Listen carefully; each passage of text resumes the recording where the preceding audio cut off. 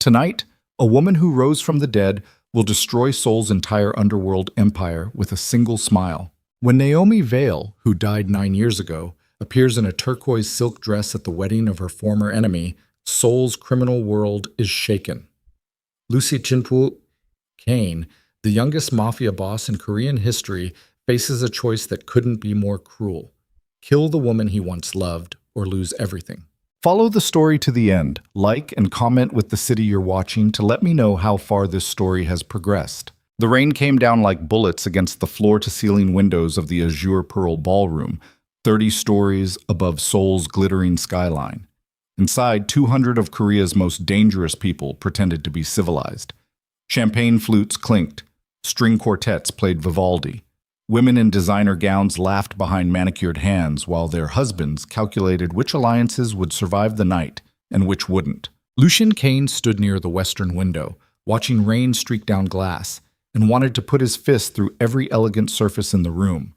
His engagement party, his future, his carefully constructed lie.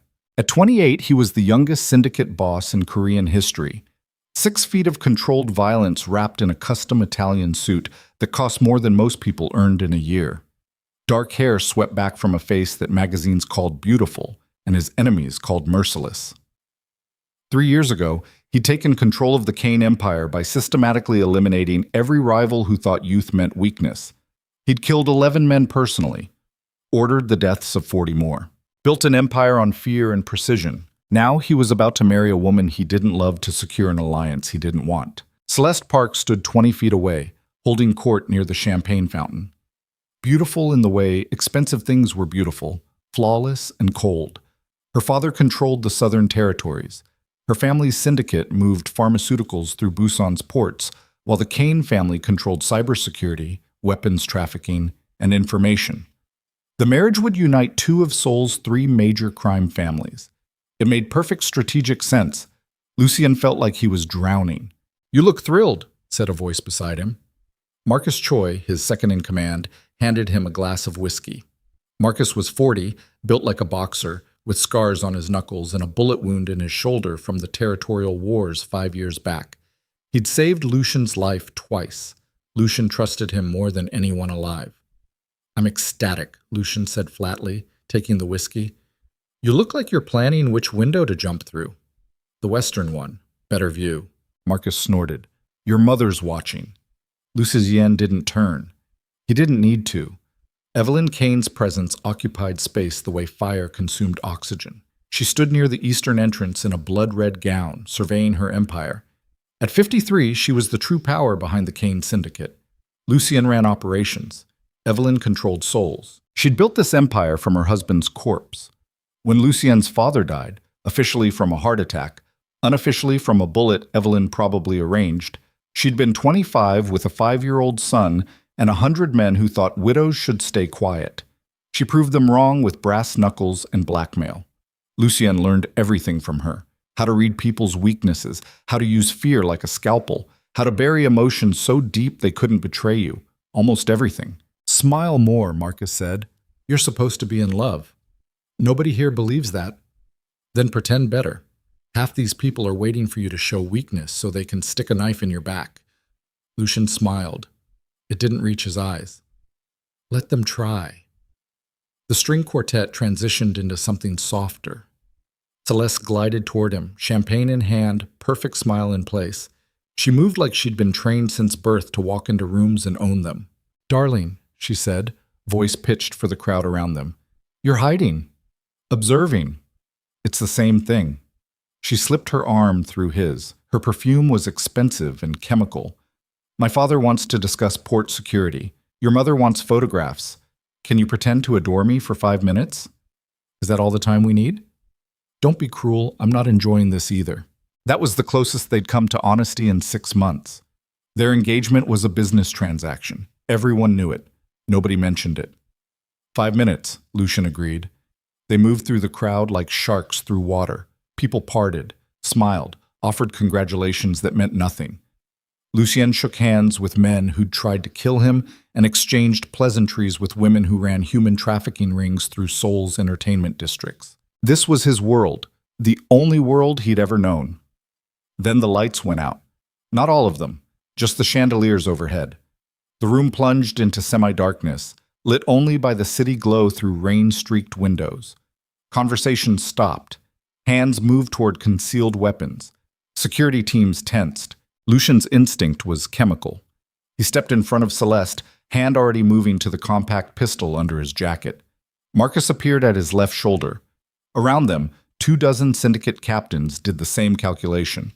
Attack or ambush? The main doors opened. Backlit by hallway lights, a woman stood in the entrance. She wore emerald silk that caught every trace of ambient light, turning her into something luminous and dangerous. The dress was cut to devastate. Bare shoulders, dangerous neckline, fabric that moved like water. Her skin was pale against the dark silk. Hair black as ink swept up to expose the line of her throat. But it was her face that stopped Lucien's heart. He knew that face, had memorized it in dreams and nightmares for 9 years. Naomi Vale. Impossible. She was dead. The woman walked into the ballroom like she owned the oxygen. Heels clicked against marble. Every head turned. She moved with absolute confidence, each step deliberate, eyes scanning the frozen crowd until they found exactly what they wanted. Him. Lucien couldn't breathe. 9 years ago, Naomi had been 17 and beautiful in a way that hurt to look at. The scholarship girl living in their estate while her mother cooked in the Kane family kitchens. She'd been too smart for her own good, too proud, too everything. Lucien had been 19 and stupid in love. They'd hidden it from everyone, met in secret, made promises teenagers had no business making. Then his mother found out. Evelyn destroyed Naomi's life systematically, got her expelled from school, got her mother fired, made sure no university in Korea would accept her, forced Naomi's entire family to leave Seoul in disgrace. Lucien had been away handling syndicate business in Busan when it happened. By the time he returned, Naomi was gone. He'd searched for 6 months, found nothing, eventually stopped searching. The official story was she'd died overseas. Car accident. No body recovered. Lucien had believed it because the alternative was worse. Now she stood 20 feet away, very much alive, looking at him like he was something she'd scraped off her shoe. "Sorry I'm late," Naomi said. Her voice carried through the silent ballroom, American accented English cutting through the shocked atmosphere. Traffic was hell. Celeste's fingers dug into Lucien's arm. "Who is that?" Lucien couldn't answer. His entire nervous system was shorting out. Naomi's gaze swept the room, cataloging threats with professional efficiency. She noticed Marcus, dismissed him, noticed Evelyn Kane standing rigid near the eastern wall, smiled at her like a knife opening. Then her eyes came back to Lucien. "Hello, Lucien," she said softly. "Did you miss me?" The ballroom erupted. Voices rose. Security teams moved. Syndicate captains demanded explanations. Lucien heard it all through cotton wool. His mother was already moving toward them, expression carved from ice. Marcus was saying something urgent in his ear. Celeste had gone pale. Lucien couldn't look away from Naomi. She was different, not just older. The girl who'd kissed him in the estate gardens was gone. This woman looked like she'd walked through fire and learned to love the burn. Expensive haircut, jewelry that cost 6 figures, the kind of confidence that came from winning wars most people never knew existed. "Security," Evelyn's voice cut through the chaos. "Remove this woman, now." 4 guards moved forward. Naomi raised one hand. "I wouldn't." They stopped. "I'm here on business," Naomi continued, still looking at Lucien. "I have a meeting scheduled with Mr. Kane regarding the Sentinel contract. Didn't your assistant tell you?" Lucien's brain finally engaged. The Sentinel contract. The government surveillance deal worth $3 billion that was hemorrhaging classified information to rival syndicates. The Kane family's biggest project and biggest disaster. "I don't have any meetings scheduled," he said. His voice came out rougher than intended. "You do now." Naomi reached into a small clutch. Several guards tensed and produced a business card. She held it out. "I'm the CEO of Vale Technologies. We build AI security systems for governments and corporations. I hear yours is leaking like a sinking ship." Marcus took the card before Lucien could move, studied it, handed it over. The card was heavy stock, embossed, professional. Naomi Vale, Chief Executive Officer, Vale Technologies. Below that, An address in Manhattan. A company website. You expect us to believe you're a CEO? Evelyn had reached them, fury barely contained beneath social masks. You're a what? Naomi's smile could have cut glass. Say it, Mrs. Kane. What was I? The temperature in the room dropped. Evelyn's eyes were murder. Get out! I don't think so. Naomi shifted her attention back to Lucien. Your Sentinel contract is dying. Whoever built your security architecture didn't know what they were doing. Or maybe they knew exactly what they were doing. Either way, classified information is leaking to the Park family's northern competitors. The M family is using it to destroy your port operations, and you've got maybe 6 weeks before the government yanks the entire contract and probably indicts half your organization. Dead silence. Lucien's mind raced. Everything she said was accurate. The Sentinel contract was supposed to be the Kane family's entry into legitimate government contracting. Instead, it was turning into a disaster that might bring down the entire syndicate. How do you know that? He asked quietly. Because I've spent the last 6 months buying up every leaked document on the dark web, tracking every data breach, mapping your entire intelligence network. Naomi took a step closer. The crowd parted. I know everything about your operation, Lucien. Everything. Then you know showing up here is suicide. Maybe. Her expression didn't change. Or maybe I'm betting you're not stupid enough to kill the only person who can save your empire. Marcus was already calculating. What do you want? Finally, Naomi looked away from Lucien, studied Marcus like he was a puzzle. Direct. I like that. What I want is access to the Kane family's entire underground intelligence network. Every asset, every contact, every piece of information you've collected on corporate and government targets over the last decade. That's insane, Marcus said. That's the price? Naomi's attention came back to Lucien. I fix your security disaster, save your contract, keep you out of prison. In exchange, you give me full access to intelligence I need for my own operations. And if we refuse? Evelyn's voice was pure venom. Naomi smiled. Then I walk out. Your contract fails. The government investigation destroys you, and I'll buy up the pieces of your empire at bankruptcy auction. Either way, I win. Lucien watched her face, trying to see the girl he'd known beneath this terrifying stranger. Found nothing familiar except the way she held her left wrist, protective, hiding something. Then he saw it. A thin strip of worn leather wrapped around her wrist, half hidden by her watch. Brown, frayed, ancient. The bracelet he'd made for her when they were teenagers. Clumsy knots, cheap material. She'd sworn she'd never take it off. She was still wearing it. His heart stopped entirely. Naomi noticed him staring. Noticed what he was staring at. For half a second, something cracked in her expression, something raw and wounded and furious. Then the mask slammed back. I'll give you 72 hours to decide, she said. After that, my offer expires. She turned to leave. Wait. Lucien's voice came out before his brain authorized it. Naomi paused, looked back over her shoulder. How did you survive? The question escaped before he could stop it. We were told you died. Car accident in Europe. I did die. Her smile was bitter and beautiful. The girl you knew died the day your mother destroyed my family. I just had to wait 9 years to crawl out of the grave. Naomi, it's Ms. Vale now. Ms. Vale or CEO Vale, your choice. She straightened. 72 hours, Lucien. Don't waste them. This time when she walked away, nobody stopped her. The doors closed behind her. The lights came back up. Conversation exploded across the ballroom like gunfire.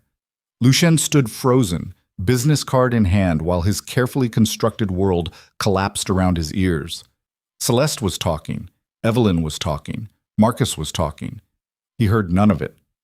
All he could think about was worn leather wrapped around Naomi's wrist and the way she'd looked at him, like he was something she'd loved once and learned to hate. 72 hours. 3 days to decide if he'd save his empire or save his past. 3 days to figure out what the hell just happened. 3 days before the woman he'd thought was dead either destroyed him or redeemed him. The engagement party continued around him, but Lucien was no longer present. His mind was 9 years away, remembering a summer night in the estate gardens when he'd wrapped that stupid leather bracelet around Naomi's wrist and promised they'd escape together someday. He'd broken that promise. She'd kept the bracelet, and now she was back. Back. Marcus found him an hour later on the rooftop terrace, 32 stories above Seoul. Rain had stopped. The city sprawled below like a circuit board, millions of lights against darkness. Lucien stood at the railing, still holding Naomi's business card. "You can't be serious," Marcus said without preamble. "About what?" "About considering her offer. It's obviously a trap." "Everything's a trap. That doesn't make it wrong." Marcus moved beside him, lit a cigarette. "You knew her." Not a question. "Long time ago." "How long?" "Before." Lucien gestured vaguely at the city below. "Before all this." "Before you were Kane family. Before you killed people for a living. Before you became the scary motherfucker everyone's afraid of." Something like that. Marcus exhaled smoke. "She's right, you know. About the Sentinel contract, it's hemorrhaging. We've got maybe 2 months before the government pulls it. And if they investigate why it failed, they'll find everything. Every illegal operation we've buried in legitimate contracting." "Exactly. Prison for you, prison for me, prison for half the syndicate. Your mother walks because she's smart enough to keep her hands clean. But us? We're fucked." Lucien turned the business card over in his fingers. Veil Technologies. Manhattan address. He'd already had his people research it during the party. Real company, real CEO, real revenue streams. Naomi Vale wasn't just alive, she was successful beyond anything a 17-year-old scholarship girl should have achieved. "What happened to her?" Lucien asked quietly. "After your mother destroyed her family?" "Yeah." Marcus was silent for a long moment. "I'll find out. But Lucien, whatever history you two have, it doesn't matter now. She's playing an angle. People don't come back from the dead and offer miracle solutions without wanting something worth more than they're asking." "I know." "Do you? Because you've been standing up here for an hour looking like someone ripped out your spine." Lucien smiled without humor. "Accurate description. She's using you. Whatever she wants from our intelligence network, it's worth more than fixing our security disaster, which means she's either planning to sell it to our enemies or destroy us herself." "Probably. And you're still considering it?" "Yes." Marcus swore, crushed out his cigarette. "This is because you loved her." Lucien didn't answer. "Jesus Christ, you still love her." "It's been 9 years." "That's not a no." Lucien gripped the railing hard enough his knuckles went white. Below them, Seoul pulsed with life. Millions of people who'd never know their city was controlled by 3 families who murdered each other in alleys and boardrooms. Millions of people who thought laws meant something.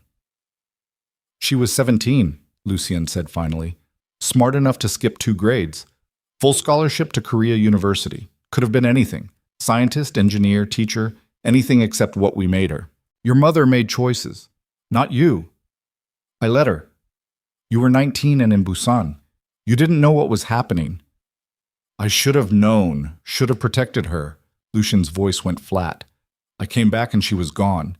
My mother said she'd handled a problem, didn't tell me what problem, didn't tell me Naomi existed until I found out myself 6 months later. By then, the story was she died overseas, car accident." "You think your mother lied about the accident?" "I know she did. Evelyn doesn't kill people with car accidents. Too messy, too uncertain. If she wanted Naomi dead, there'd be a body. Actual evidence. So she made her disappear instead. Made her want to disappear. Made her life so impossible that leaving was the only option." Lucien turned to face Marcus fully. "And now Naomi's back with a billion-dollar company and enough intelligence on our operations to bury us. That doesn't happen by accident." "No," Marcus agreed. "That happens through hate, through planning, through wanting revenge so badly you spend 9 years building weapons to destroy your enemies." "Exactly. So why the hell are you considering her offer?" Lucien looked at the business card again. Heavy stock, professional printing, Naomi's name embossed in silver. 9 years ago, she'd been a girl who sketched designs for AI systems in notebooks and dreamed about changing the world. Now she'd done it. "Because she's right," Lucien said quietly. "We're dying. The Sentinel contract was supposed to be our future, legitimate government work, a way out of the pure criminal operations. Instead, it's becoming our coffin." There are other solutions. Name one. Marcus couldn't. She knew details tonight that nobody outside our inner circle should know, Lucien continued. She knew about the leaks, knew about the M family's involvement, knew our timeline. That takes resources, intelligence, planning. Or she's working with whoever's sabotaging us. Maybe. But if she wanted to destroy us, why offer help? Why not just let us collapse? Because she wants something worse than our destruction. She wants access to our intelligence network, our contacts, our leverage over politicians and corporations. That information in the wrong hands could destroy half of Seoul's power structure, Lucien finished. I know. They stood in silence. Below them, the city glittered, beautiful and brutal. Finally, Marcus asked the only question that mattered. What are you going to do? Lucien looked at the card one more time. Then he put it in his pocket. I'm going to find out who she really is now, what she really wants, and whether the girl I knew is still alive somewhere under the armor. And if she's not, then I'll deal with the stranger instead. Marcus shook his head. This is a mistake. Probably. Your mother's going to lose her mind. Definitely. Celeste's family will see it as betrayal. Working with someone outside the syndicates, bringing in an outsider. Her father will consider breaking the engagement alliance. Good. I didn't want to marry her anyway. Marcus laughed despite himself. You're insane. I'm desperate. There's a difference. Lucien turned toward the rooftop entrance. Call a meeting with our security chiefs. I want everything we know about Veil Technologies by tomorrow morning. Everything about Naomi Veil's life for the last 9 years. Where she went, how she built her company, who she works with. Everything. And if your mother forbids you from pursuing this? Lucien paused at the door. Then I'll remind her that I run operations now, not her. That'll go well. Probably not. Back inside the building, the engagement party was ending, guests departing, syndicate captains making quiet plans, alliances shifting before the night finished cooling. Lucien stood in the empty hallway and checked his phone. 3 encrypted messages from his intelligence team, 5 messages from his mother, 1 from Celeste, and 1 from an unknown number. He opened it. 71 hours now, clock's ticking. NV. Below the text, an attachment. Lucien opened it. A photograph from 9 years ago. The estate gardens. Summer night. 2 teenagers sitting under cherry trees, illuminated by stolen moonlight. Lucien's arm around Naomi's shoulders, her head on his chest, both of them smiling like they'd discovered something the rest of the world hadn't figured out yet. He remembered that night, remembered everything about it. The way she'd laughed, the way her hair smelled like jasmine, the way she'd said she loved him like it was the simplest truth in the universe. 3 weeks later, she was gone. Lucien stared at the photograph until his vision blurred. Then he deleted it, pocketed his phone, headed for the elevator. Behind him, Seoul's skyline glittered through floor-to-ceiling windows, a city built on secrets and blood and carefully maintained lies. Somewhere in that city, Naomi Veil was planning something, building something, waiting for him to make the wrong choice so she could destroy him properly. Or maybe, just maybe, waiting for him to make the right choice for once in his miserable life. Either way, 71 hours remained, and Lucien had no idea which choice would save him and which would kill him. But he knew one thing with absolute certainty. The girl he'd loved was dead. The woman who replaced her was something far more dangerous, and he was about to invite her straight into the heart of his empire. His mother was going to kill him, if Naomi didn't kill him first. Bonk! The elevator descended through the building, 32 floors toward ground level, and Lucien's phone buzzed again. Marcus. Single-word message. Don't. Too late. Lucien was already typing a response to Naomi's unknown number. Tomorrow night. Neutral location. Come alone. We'll talk. He sent it before he could reconsider. 3 seconds later, his phone buzzed. The Seraph Club. Midnight. Don't be late. And Lucien? I'm never alone anymore. The elevator doors opened. Outside, rain had started again. His driver waited. Marcus appeared from a side entrance, scowling. You texted her, Marcus said flatly. Meeting tomorrow. Jesus Christ. Neutral location, the Seraph Club. That's not neutral. That's Park family territory. Celeste's family owns that district. I know. So you're walking into enemy territory to meet a woman who probably wants you dead, while simultaneously betraying your engagement alliance and ignoring your mother's direct orders. That about sums it up. Marcus rubbed his face. I'm getting too old for this shit. You're 40. I feel 90. He pulled out another cigarette. I'm coming with you. She said come alone, and I said I'm coming with you. You can argue, but we both know you'll lose. Lucien smiled, first real smile of the night. Thanks. Don't thank me. I'm just trying to make sure you survive long enough for your mother to kill you herself. They climbed into the car. The driver pulled into Seoul's late-night traffic. Rain streaked the windows. Outside, the city slid past. Neon signs and dark alleys and millions of people sleeping in the shadows of empires they'd never see. Lucien's phone buzzed one more time. Evelyn Kane, voice message. He played it. His mother's voice was pure ice. My office. Tomorrow morning, 9 a.m. sharp. We need to discuss your little performance tonight. And Lucien, don't even think about pursuing the Veil woman. I handled her once. I'll do it again if necessary. The message ended. Marcus heard it. You're going to ignore that. Completely. She'll cut you out of the family. She'll try. You're betting everything on a woman who might be playing you. I'm betting everything on the only person who might save us. There's a difference. Is there? Lucien didn't answer. The car drove through rain-soaked streets while Seoul's underworld shifted and planned and waited to see which empire would fall first. By midnight, Lucien was home. Penthouse apartment, 38th floor. Floor-to-ceiling windows overlooking the city. Minimalist furniture. Expensive art he never looked at. Empty. Always empty. He stood at the window with a glass of whiskey and watched rain fall on Seoul like tears from a city that had forgotten how to cry. Tomorrow night, he'd meet Naomi at the Seraph Club. Tomorrow night, he'd find out what she really wanted. Tomorrow night, he'd make the choice that would either save his empire or destroy it. But tonight he stood alone in an empty apartment and remembered what it felt like to love someone before the world taught him that love was a weakness people like him couldn't afford. The worn leather bracelet.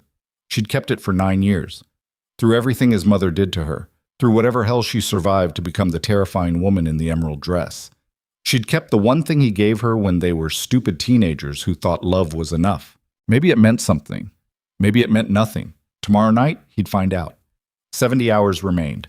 And Lucien Kane, the youngest Mafia boss in Korean history, the man who'd killed to build his empire, realized he was more afraid of seeing Naomi Vale again than he'd been of any enemy he'd ever faced. Because enemies you could kill. But the past just kept coming back, again and again and again, until it destroyed you or saved you. And Lucien had no idea which one Naomi had in mind. Morning came like a knife wound, sharp and unwelcome. Lucien woke at 6 with 3 hours of broken sleep and a headache that felt like his skull was splitting. He showered in water hot enough to scald, dressed in charcoal gray, 3-piece suit, Italian leather shoes. The uniform of a man who killed people for a living and called it business. By 8:30, he was walking into Kane Tower's executive floor. Glass and steel. Minimalist design. The kind of corporate elegance that hid blood under polished surfaces. His mother's office occupied the corner suite. Evelyn Kane didn't believe in working from home. Control required presence. Power required visibility. Her assistant, a nervous woman named Min-ji, who'd worked for the family 12 years, looked up as Lucien approached. Her face went carefully blank. She's waiting, Min-ji said quietly. And she's furious, I know. Beyond furious, sir. She's been making calls since 5 a.m. Great. Lucien knocked once, didn't wait for permission, opened the door. Evelyn sat behind a desk that cost more than a luxury car, backlit by floor-to-ceiling windows overlooking Seoul's financial district. She wore white, always white when she was planning something brutal. Her hair was pulled back severely, jewelry minimal, expression carved from ice. She looked at Lucien the way surgeons looked at tumors. Sit, not a request.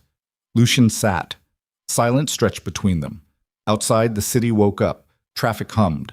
Construction crews hammered at buildings. Normal people living normal lives. Finally, Evelyn spoke. Explain last night. You were there. You saw what happened. I saw you entertained a proposal from a woman I destroyed 9 years ago. I saw you fail to have her removed. I saw you undermine your engagement alliance in front of 200 syndicate members. Her voice dropped. Explain what I missed. She's offering to save the Sentinel contract. Impossible. She knew details about our security breaches that only 5 people should know. She knew about the M family's involvement. She knew our timeline, which means she's working with whoever's sabotaging us. Or she's better at intelligence gathering than we thought possible. Evelyn's expression didn't change. You researched her company. Not a question. His mother's intelligence network was terrifyingly efficient. Veil Technologies is legitimate, Lucien said. Revenue of $800 million last year. Government contracts in the US, UK, and Japan. AI security systems that are apparently industry-leading. Built in 9 years by a girl who had nothing when she left Seoul. Evelyn leaned forward. Do you know how that happens, Lucien? That kind of success? Hard work, intelligence, opportunity, money, backing, someone powerful investing in her, someone who wants access to our operations. You're seeing conspiracies. I'm seeing patterns. Evelyn's eyes were winter. Naomi Vale disappeared 9 years ago with nothing. Now she returns with billions and detailed intelligence on our most classified operations. Someone built her into a weapon. Someone pointed her at us. Or she built herself. Naive. Realistic. You're compromised. The words landed like bullets. Lucien kept his expression neutral. I'm being strategic.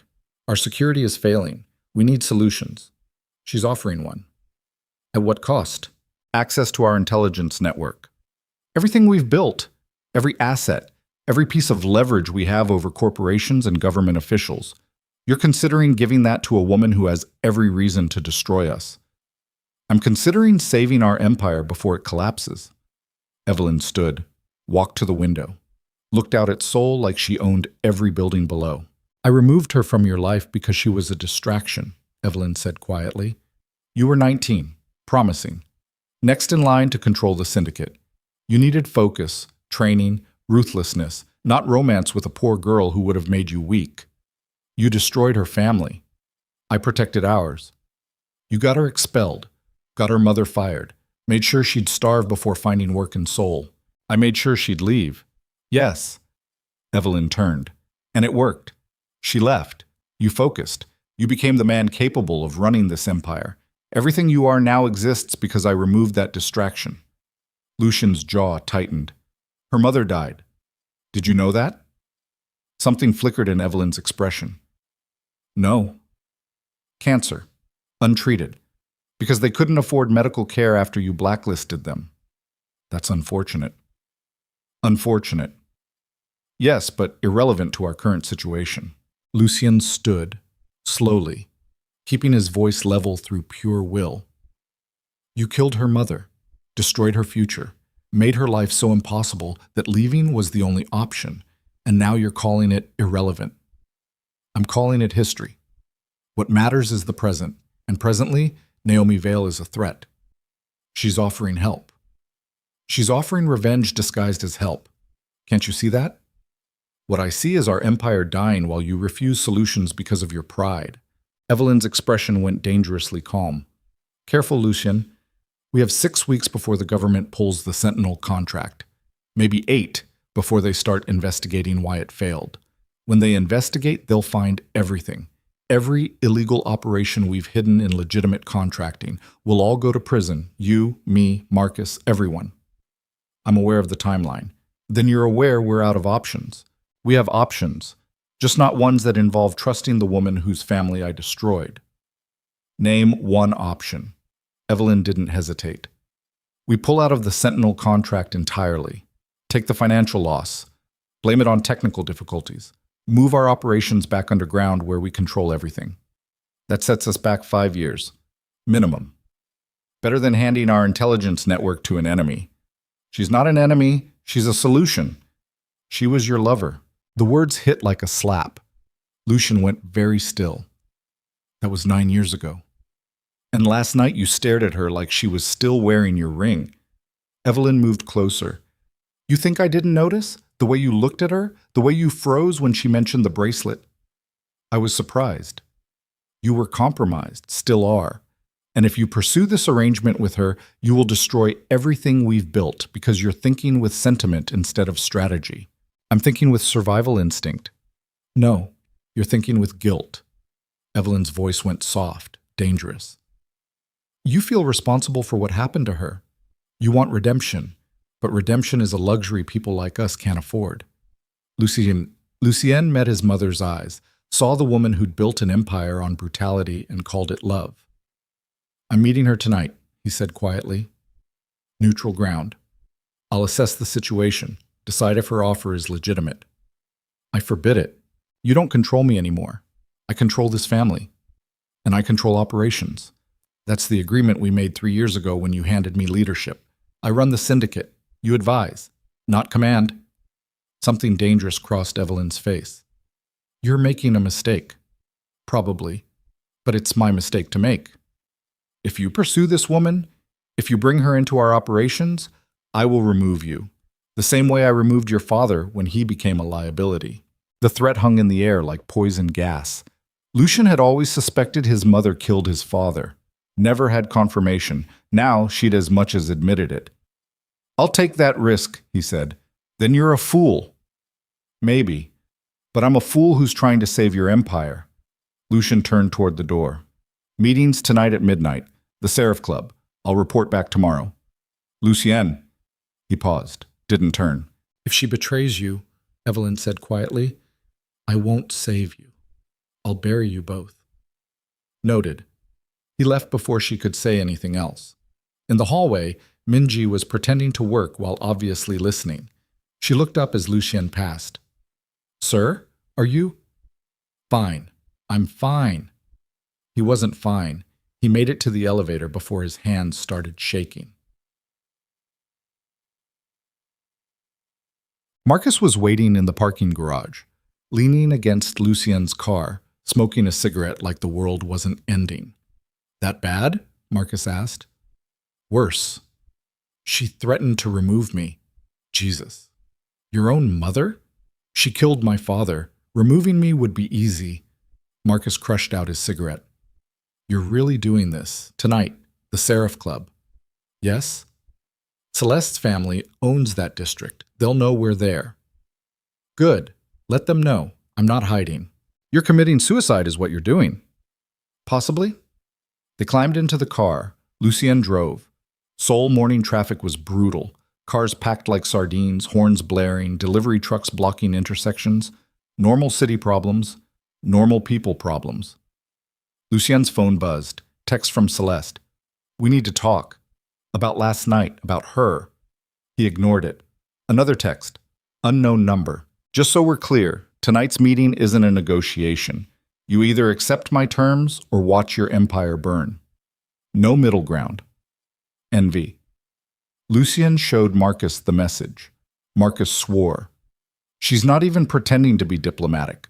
Why should she? She holds all the cards. You don't know that. I know our security is failing. I know we're hemorrhaging classified information. I know we're 6 weeks from total collapse. Lucien navigated around a stalled bus. She knows all that too, plus details she shouldn't have access to, which means she's either working with our enemies or she's better than our enemies. Or both. Or both. They drove in silence for a while. Seoul rolled past. Skyscrapers and street markets and morning joggers who'd never know they were breathing air controlled by 3 criminal families. Finally, Marcus asked, what was she like? Before. Lucien didn't answer immediately. Smart, he said eventually. Too smart. Could calculate mathematics in her head that took me an hour with a calculator. Read philosophy books for fun. Spoke 3 languages by 17. Beautiful? Devastatingly. You loved her? Yes. Past tense? Lucien gripped the steering wheel harder. I thought she was dead for 9 years. You don't keep loving ghosts. That's not an answer. It wasn't. They arrived at Kane Tower's secondary location, the real operations center, not the corporate office building where Evelyn held court. This building was older, darker, owned through shell companies. No security cameras in the elevators. No visitor logs. The kind of place where people disappeared and nobody asked questions. Lucien's team was waiting in the strategy room. 6 people. His core intelligence unit. Park Ji-woo ran cyber operations. Former government hacker who'd been arrested at 19 and recruited at 20. Now 32 and scary good at breaking into systems that shouldn't be breakable.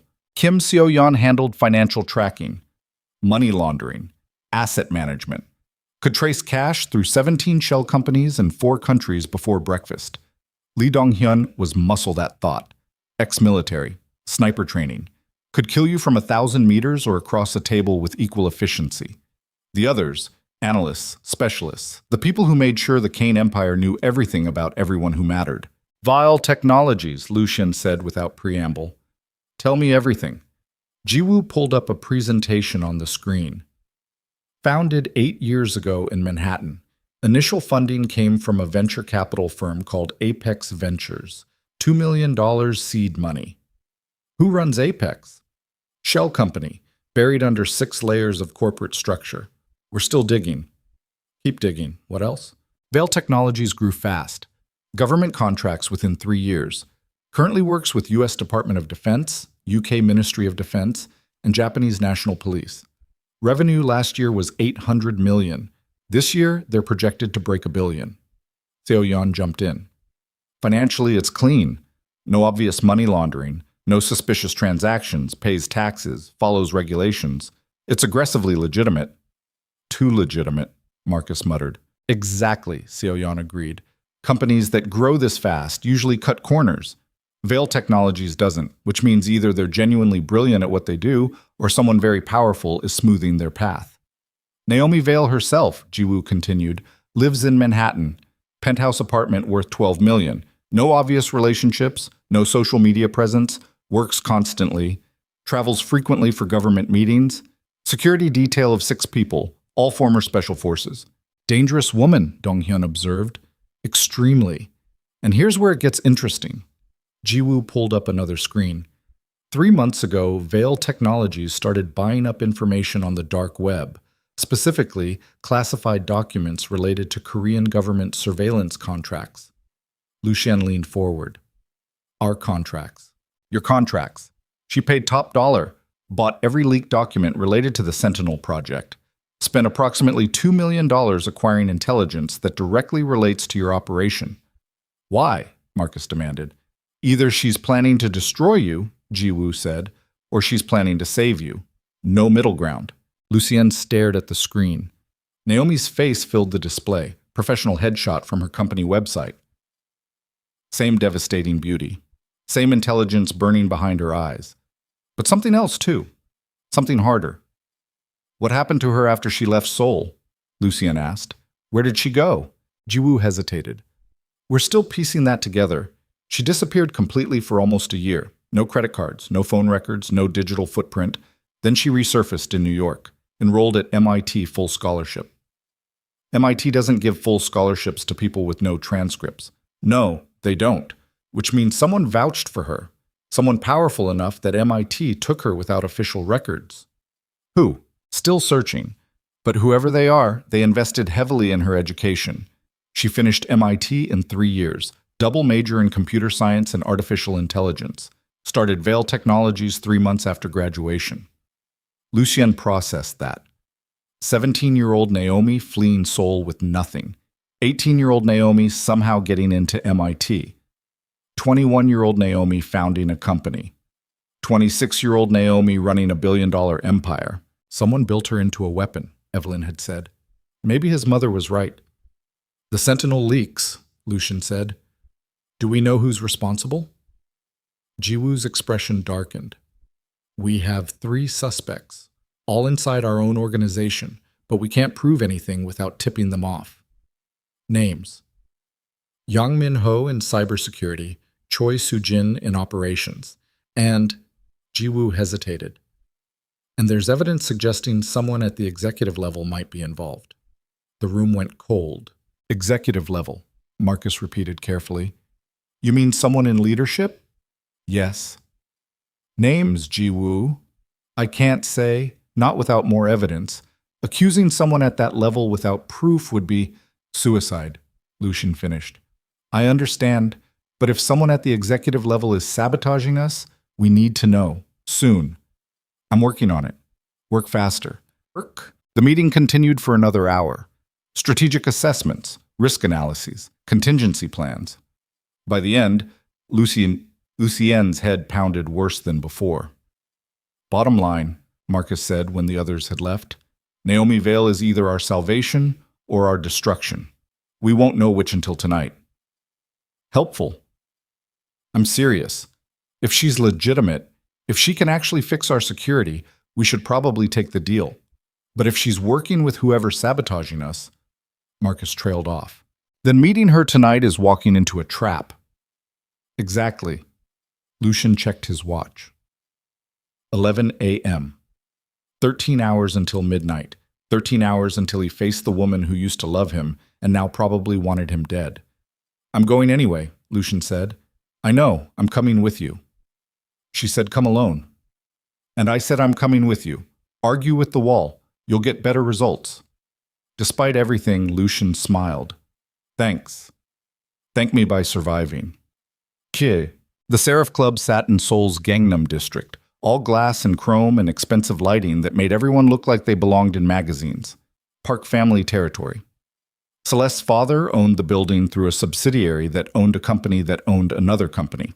Criminal empires loved shell corporations.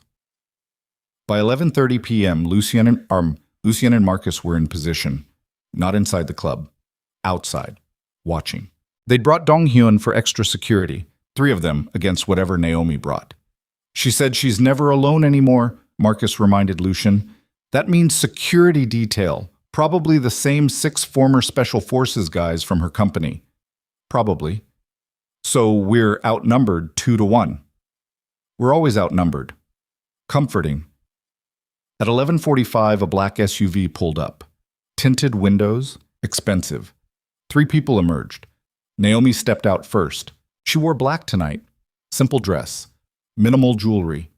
Her hair pulled back in a way that showed her face completely. No hiding. She moved like someone who'd learned to fight and won more than she'd lost. Behind her, 2 men emerged, both built like walls, both scanning the street with professional efficiency, both carrying concealed weapons that weren't concealed well enough. Security detail, Marcus muttered. Told you. Naomi looked directly at where they were watching, smiled slightly, raised one hand in a small wave. She made us, Dong-hyun said. Of course she made us, Lucien replied. She's been planning this for months. They crossed the street. Naomi waited at the club entrance. Her security detail stepped aside, close enough to help, far enough to give the illusion of privacy. Up close, she was even more devastating than last night. Same intelligence in her eyes, same dangerous confidence, but also, and this hit Lucien like a punch, same small scar on her left eyebrow. The one she'd gotten at 15 falling off a bicycle in the estate gardens. He'd helped her clean the wound, held her hand while the nurse stitched it. She still had that scar. You brought friends, Naomi observed. You said you're never alone. Neither am I. Fair. Want to frisk each other or skip straight to business? Marcus snorted despite himself. Business, Lucien said. Smart. Naomi gestured toward the club. Private room upstairs, no cameras, no witnesses, just us and whatever trust we can fake. They followed her inside. The Seraph Club was exactly what Lucien expected. Expensive people pretending to be having fun while making deals that would bankrupt countries. Music pounded, lights flashed, women in designer dresses danced with men in suits that cost more than cars. Naomi led them through the crowd like she owned the building. Maybe she did. Money bought anything in Seoul. Upstairs, private room, soundproofed walls, glass windows overlooking the club below. Naomi's security detail took positions outside. Marcus and Dong-hyun did the same, which left Lucien and Naomi alone in a room that suddenly felt too small. She poured whiskey from a bottle on the table, expensive single malt, offered him a glass. I don't drink during negotiations, Lucien said. This isn't a negotiation. I told you that. Naomi poured herself 2 fingers. Drank. This is me explaining reality while you decide if you're smart enough to survive. Friendly. I'm not here to be friendly. I'm here to be useful. She set down the glass. Your Sentinel contract is dying. In 6 weeks, maybe 8 if you're lucky, the government will pull it. When they investigate why, they'll find evidence of your illegal operations, arms trafficking, information selling, money laundering through legitimate government contracts. You'll go to prison, so will most of your organization. Tell me something I don't know. Fine. The person sabotaging your security isn't external. It's someone inside your organization, someone with executive-level access, someone who's been systematically leaking classified information for the last 8 months. Lucien went very still. You know who it is? Yes. Who? That information costs extra. We haven't agreed to your initial terms. Then I guess you'll never know which of your trusted executives is destroying you. Naomi smiled coldly. Choose fast, Lucien. Your empire is bleeding out. I'm offering a tourniquet. Take it or bleed. In exchange for access to our entire intelligence network. Every asset, every contact, every piece of leverage you have. Yes. That's insane. That's business. I need intelligence on corporate and government targets in 17 countries. You have that intelligence. I'll trade my solution for your information. And then what? You sell our intelligence to our enemies? Please. Your enemies are boring. I'm selling to corporations and governments who will pay 10 times what your enemies would offer. Naomi leaned forward. I build AI security systems, Lucien. I sell them to people who need protection from people like you. Your intelligence network is worth billions to my clients. You're using us, obviously. Just like you're planning to use me. Don't pretend you're taking this meeting out of nostalgia. Her expression hardened. We both want something. We can either trade or watch each other burn. I'm fine with either option. Lucien studied her face, looking for the girl he'd known, found nothing but sharp edges and calculated angles. You kept the bracelet, he said quietly. Naomi's mask slipped for half a second. Just half. Then it was back. Don't, she said, voice suddenly rough. Don't what? Don't do the sentiment thing. Don't bring up the past like it means something now. Doesn't it? No. What means something is that your mother destroyed my family, got my mother killed through systematic cruelty, made me disappear for 9 years, and now I'm back with enough power to return the favor.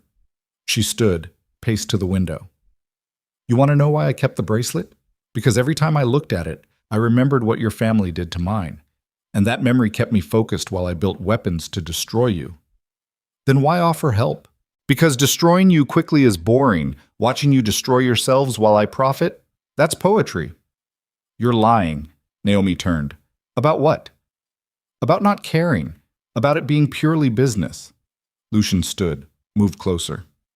If you just wanted profit, you'd sell our intelligence to the M family or the Parks. Quick transaction, huge payout. Instead, you're here offering deals and setting timelines. That's not profit motivation. That's personal. Everything's personal when someone's mother dies because your family decided she didn't matter. The words hit like bullets. Lucien stopped. I didn't know. About your mother. I didn't know my mother blacklisted your family from work. Didn't know she couldn't afford treatment. I was in Busan handling syndicate business while my mother died slowly and painfully because no hospital would treat her without money and no employer would hire her because Lucien Kane said so. Naomi's voice shook. You want absolution? Forget it. You were 19, old enough to ask questions, old enough to search, but you didn't. You let your mother destroy us and then you moved on. I searched for 6 months and then stopped because you believed the lie about me dying because it was easier than wondering if I was alive somewhere and you just weren't looking hard enough. She was right. Lucien had stopped searching after 6 months, believed the car accident story because continuing to search meant admitting he'd failed to protect her. I'm sorry, he said quietly. Naomi laughed, bitter and broken.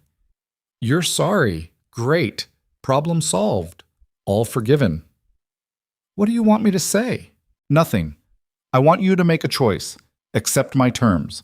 Give me access to your intelligence network. Let me fix your security disaster. Or refuse and watch everything collapse. She moved closer, close enough he could smell her perfume, different from 9 years ago, expensive and sharp. But don't stand here pretending sentiment matters. Don't bring up the past like teenage promises mean anything against 9 years of survival. They were inches apart, close enough that Lucien could see the small scar on her eyebrow, close enough to notice her breathing was faster than it should be, not as controlled as she pretended. "The bracelet," he said again. "You didn't keep it for motivation. You kept it because part of you couldn't let go. Don't, because maybe, just maybe, the girl who loved me didn't die completely. Maybe she's still alive somewhere under the armor." Naomi's expression cracked. Just for a second, raw and wounded and furious. Then her hand moved, fast, professional, the kind of move that came from training. She had a gun, small, compact, pressed against Lucien's ribs before he could react. "Or maybe," she whispered, "I kept the bracelet to remember what weakness looks like, so I'd never feel it again." They stood frozen, gun between them, eyes locked. Lucien's heart hammered, not from fear, from something else, something he didn't want to name. "Shoot me or don't," he said quietly. "But stop pretending you don't care." "I don't." "Then pull the trigger." Naomi's finger tightened. Her breathing went ragged. For 5 seconds, 10, they existed in that frozen moment where everything could shatter, or everything could change. Then she lowered the gun. "Accept my terms," she said roughly. 72 hours. After that, I'm gone and your empire burns." She stepped back. "Put the gun away." Ankle holster, Lucien noticed. Professional placement. "I need proof first," Lucien said. His voice came out steadier than he felt. "Proof you know who's sabotaging us. Proof you can actually fix our security. Give me that, and I'll consider your terms." "I don't give free samples." "Then we don't have a deal." Naomi stared at him, calculating, considering. Finally, she pulled out her phone, typed something, showed him the screen. A name. Yang Min-ho. "Your cybersecurity chief," Naomi said. "He's been selling classified information to the Im family for 8 months. Started small, got greedy. Now he's feeding them everything. He's the leak that's destroying your Sentinel contract." Lucien's blood went cold. Yang Min-ho, 28 years old, MIT graduate, recruited personally by Lucien 3 years ago. "You're sure? I've tracked every transaction, every communication, every dead drop. He's your traitor." Naomi's expression was grim. "And he's not working alone." "Who else?" "That information costs—" "Who else, Naomi?" She paused, met his eyes. "Someone at the executive level. Someone giving Min-ho access to classified systems. Someone who wants your syndicate destroyed from the inside." She put her phone away. "That name costs your intelligence network, all of it. Take the deal and I'll tell you everything." "And if I refuse?" "Then Min-ho keeps leaking. The executive keeps sabotaging. Your empire collapses in 6 weeks, and I'll buy the pieces at bankruptcy auction." She moved toward the door. 72 hours, Lucien. Decide if your pride or your survival matters more." She left before he could respond. The door closed. Marcus and Dong-hyun entered immediately. "Well?" Marcus demanded. Lucien told them everything. The accusation, the name, the threat. "Yang Min-ho," Marcus repeated slowly. "Jesus, if he's the leak, we need to verify it. Tonight, now." They moved fast. Quotes. By 2 a.m., they'd broken into Min-ho's apartment. Small place. Too small for someone earning his salary, unless he was hiding money elsewhere. Dong-hyun disabled the alarm. Marcus searched the bedroom. Lucien went for the home office. Found it in 20 minutes. An encrypted laptop, hidden behind false wall panel. Password protected, but not enough to stop Ji-woo, who they'd called for remote hacking support. The laptop contained everything. Transaction records. Communications with family operatives. Lists of classified documents. Dates, amounts. 8 months of systematic betrayal. Naomi had been telling the truth. "Son of a bitch," Marcus breathed, reading over Lucien's shoulder. "He sold us out for what? $2 million? 3, Lucien corrected, scrolling through bank records. 3 million over 8 months. Deposited in a Cayman Islands account under his girlfriend's name. We need to grab him. Tonight. Before he realizes we know." "No." Lucien kept scrolling, looking for the executive-level connection Naomi mentioned. "If we grab him now, whoever's helping him will disappear. We need to follow him, see who he reports to. That's dangerous. If he's meeting his I'm family contacts, then we follow him there too, Marcus swore. You're taking her deal. I don't have a choice, Bob. You always have a choice. Not this time. Lucien closed the laptop, photographed the serial number. She knew things we didn't, found evidence we missed. She's either brilliant or she's working with our enemies. Either way, we need what she's offering. And if she betrays you, then I'll kill her myself. The words came out flat, final. Marcus studied Lucien's face. You don't mean that? Yes, I do. You love her. I loved who she was. I don't know who she is now. That's not... Marcus, drop it. They left Minho's apartment, put everything back carefully. No evidence they'd been there. By 4 a.m., Lucien was home. Empty penthouse, city lights outside. He stood at the window with whiskey and war in his blood. 72 hours. 3 days to decide if he'd save his empire or save himself. 3 days to figure out if Naomi Vale was salvation or destruction. 3 days before everything changed. His phone buzzed. Unknown number. You broke into Minho's apartment. Subtle. I'm sending you the executive level name as a gift. Check your encrypted email. Consider it proof I'm worth trusting. NV. Lucien's heart stopped. She'd been watching them, known they'd search Minho's place, anticipated everything. He checked his encrypted email. One new message, no subject line. He opened it, read the name, and his entire world shattered. The executive-level saboteur working with Minho is Lucien Kane. Your mother has been systematically destroying the Sentinel contract for 8 months. She orchestrated the leaks. She's trying to force you back underground where she controls everything. Proof attached. Lucien clicked the attachment. Financial records, communications, meeting logs. 8 months of evidence showing his mother, his own mother, deliberately sabotaging the empire to maintain control. The phone slipped from Lucien's fingers. He stood frozen while Seoul glittered outside and the truth burned through his chest like acid. His mother. The woman who'd raised him, trained him, built him into a weapon. She was destroying everything to keep her throne. And Naomi knew. Had known probably for months, watched him struggle, watched him fight to save the Sentinel contract while his own mother pulled every string to ensure it failed. Lucien picked up his phone, hands shaking, typed one message to Naomi's number. When? When did you know? Response came immediately. 6 months. I've been watching your family destroy itself for 6 months. Waiting, planning, building weapons. Now those weapons are pointed at you. Decide if you want them aimed elsewhere. 48 hours remaining. Envy Lucien read the message 3 times. Then he threw his phone across the room.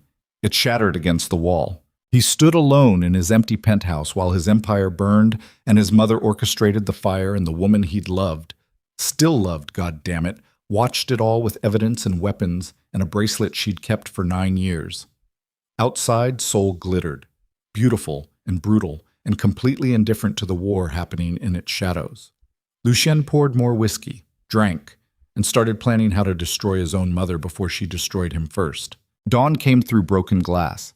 Lucien hadn't moved in 4 hours, still standing at the window, still holding the empty whiskey glass, still processing the fact that his mother, the woman who'd built him into a weapon, was the enemy who'd been systematically destroying everything he'd tried to save.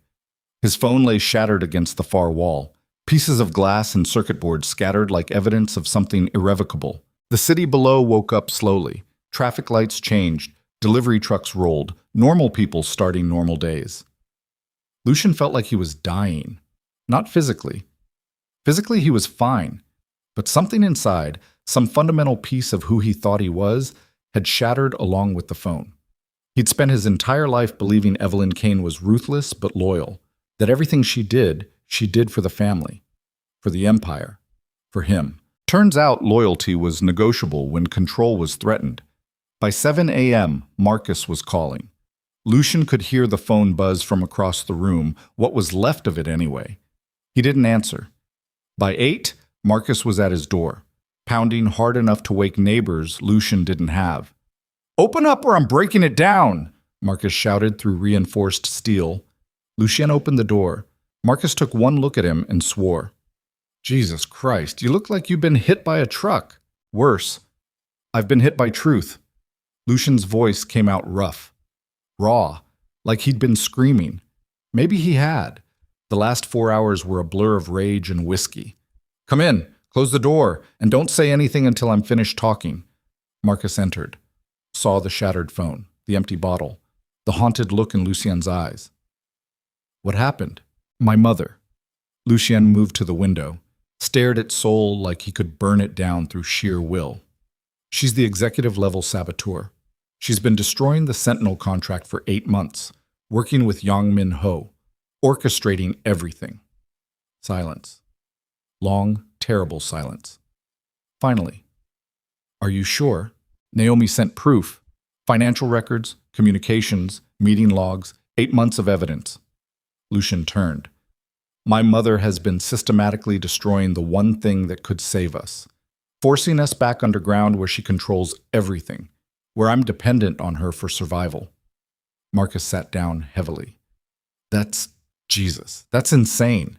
That's control. She'd rather burn the empire than lose her grip on it. You believe Naomi? Just like that? She could be lying, fabricating evidence. I considered that for about 3 seconds.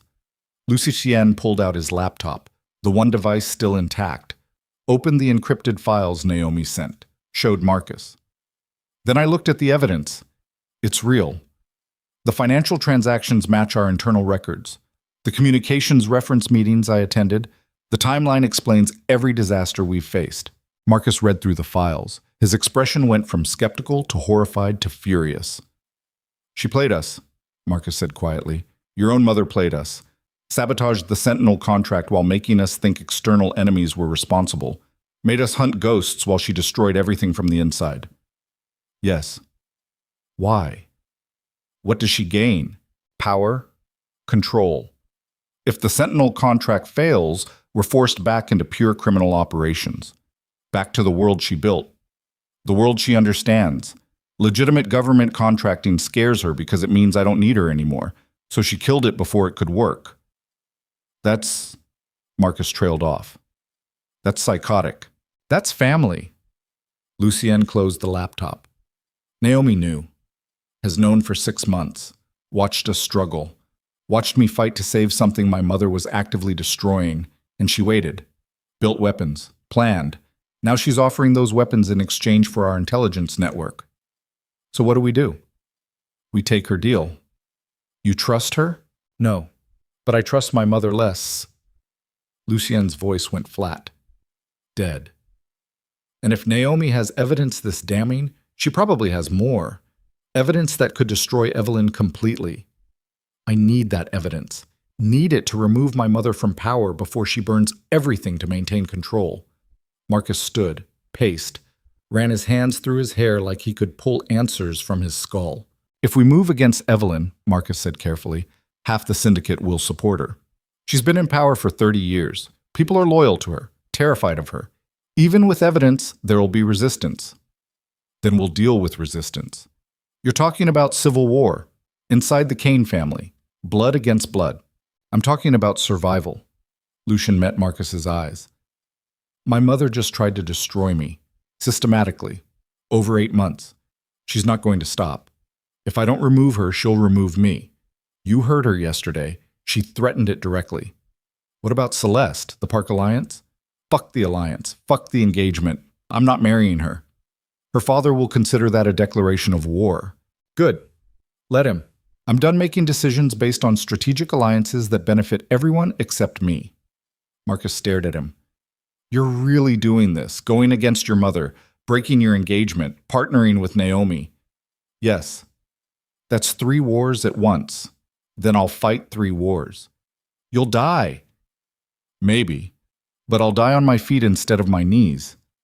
Something shifted in Marcus's expression. Respect, maybe. Or recognition of something he'd been waiting to see. All right, Marcus said quietly. I'm with you. Whatever you need. But we need a plan. Can't just walk into your mother's office and accuse her of treason. No. We need leverage first. Need Naomi's full evidence package. Need to know who else in the organization is loyal to Evelyn versus loyal to me. Lucien checked his watch, the old analog one he'd worn since he was 20. I'm meeting Naomi again. Today. Getting everything she has. Then we move. When? This afternoon. I'll call her. Set it up. Where? Not the Seraph Club again. That's too exposed. Somewhere private, somewhere she'll feel safe bringing everything. Marcus nodded. Started toward the door. Paused. Lucien? Your mother raised you, trained you, made you who you are. You sure you can go through with this? Lucien thought about that. Really thought. She made me who I am, he agreed. But she also destroyed the only person I ever loved. Killed Naomi's mother through systematic cruelty, and now she's trying to kill my future to maintain her past. So, yes, I can go through with it. Even if it means everything. Marcus left. Lucien stood alone in his apartment. Glass on the floor, empty bottle on the table, evidence of betrayal glowing on his laptop screen. He pulled out his backup phone, typed a message to Naomi. I need everything you have on my mother. All of it. Name your location. I'll be there. 3 minutes later, her response came. Abandoned warehouse, Dock 7 near the Han River, 2 p.m. Come alone this time. What I'm giving you isn't for an audience. And V. Lucien stared at the message. Abandoned warehouse. Isolated location. Instructions to come alone. Every tactical instinct screamed trap. He typed back anyway. I'll be there. Mars. Dock 7 sat at the edge of Seoul's industrial district. Old warehouses. Rusted shipping containers. The kind of place where bodies disappeared and nobody asked questions. Lucien arrived at 1:30. Early. Wanted time to assess the terrain. The warehouse was exactly what Naomi promised. Abandoned, isolated, single entrance visible from the water. Good sight lines. Terrible for ambush unless you controlled the high ground. Lucien did a perimeter check. Found nothing. No additional vehicles, no surveillance, just empty concrete and river wind. At 1:45, a black SUV pulled up. Naomi stepped out alone. Actually alone this time. No security detail, no backup. She wore jeans and a leather jacket, hair pulled back, no makeup. She looked younger like this. Closer to the girl he remembered. You're early, she said. You're trusting. Lucien gestured to the empty lot. No security? You asked for private. I'm giving you private. She walked toward the warehouse entrance. Besides, I don't need security to handle you. Confident. Realistic. I've been training for 9 years. You've been sitting behind a desk giving orders. I've killed 11 men personally. I've killed 7. All in self-defense. All necessary. Want to compare methods, or can we skip to business? Inside, the warehouse was gutted. Empty space. Broken windows. Sunlight streaming through holes in the roof. A folding table sat in the center with a metal briefcase on top. Naomi walked to the table, opened the briefcase. Everything's here, she said. 8 months of evidence. Financial transactions showing your mother's payments to Young Min Ho. Communications between her and Im family intermediaries. Meeting logs. Photographs. Recordings. Everything you need to prove she's been sabotaging the Sentinel contract. Lucien moved closer. Looked at the contents. Files. USB drives. Physical documents. Why? He asked. Why give me this? Why not just use it yourself? Because destroying your mother doesn't benefit me. She's not the future of your organization. You are. Naomi met his eyes. I need a partner I can work with. Someone rational. Someone who won't burn everything out of pride. Your mother is chaos pretending to be control. You're control pretending to be chaos. I'll take my chances with you. Flattering. Accurate. She pushed the briefcase toward him. Take it. Expose her. Remove her from power. Then we do business. Lucien picked up one of the files. Read through it. Evidence was damning. Irrefutable. His mother had been meticulous in her betrayal, and Naomi had been more meticulous in documenting it.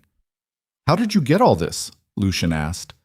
This level of access requires inside sources. I paid Yang Min Ho more than your mother did. Lucien looked up sharply. You what? 3 months ago I contacted Min Ho, offered him $6 million for complete evidence of who he was working with and why. He took the deal, gave me everything. Naomi smiled without warmth. Your mother thought she was using him. He was using both of you. Jesus Christ. Capitalism.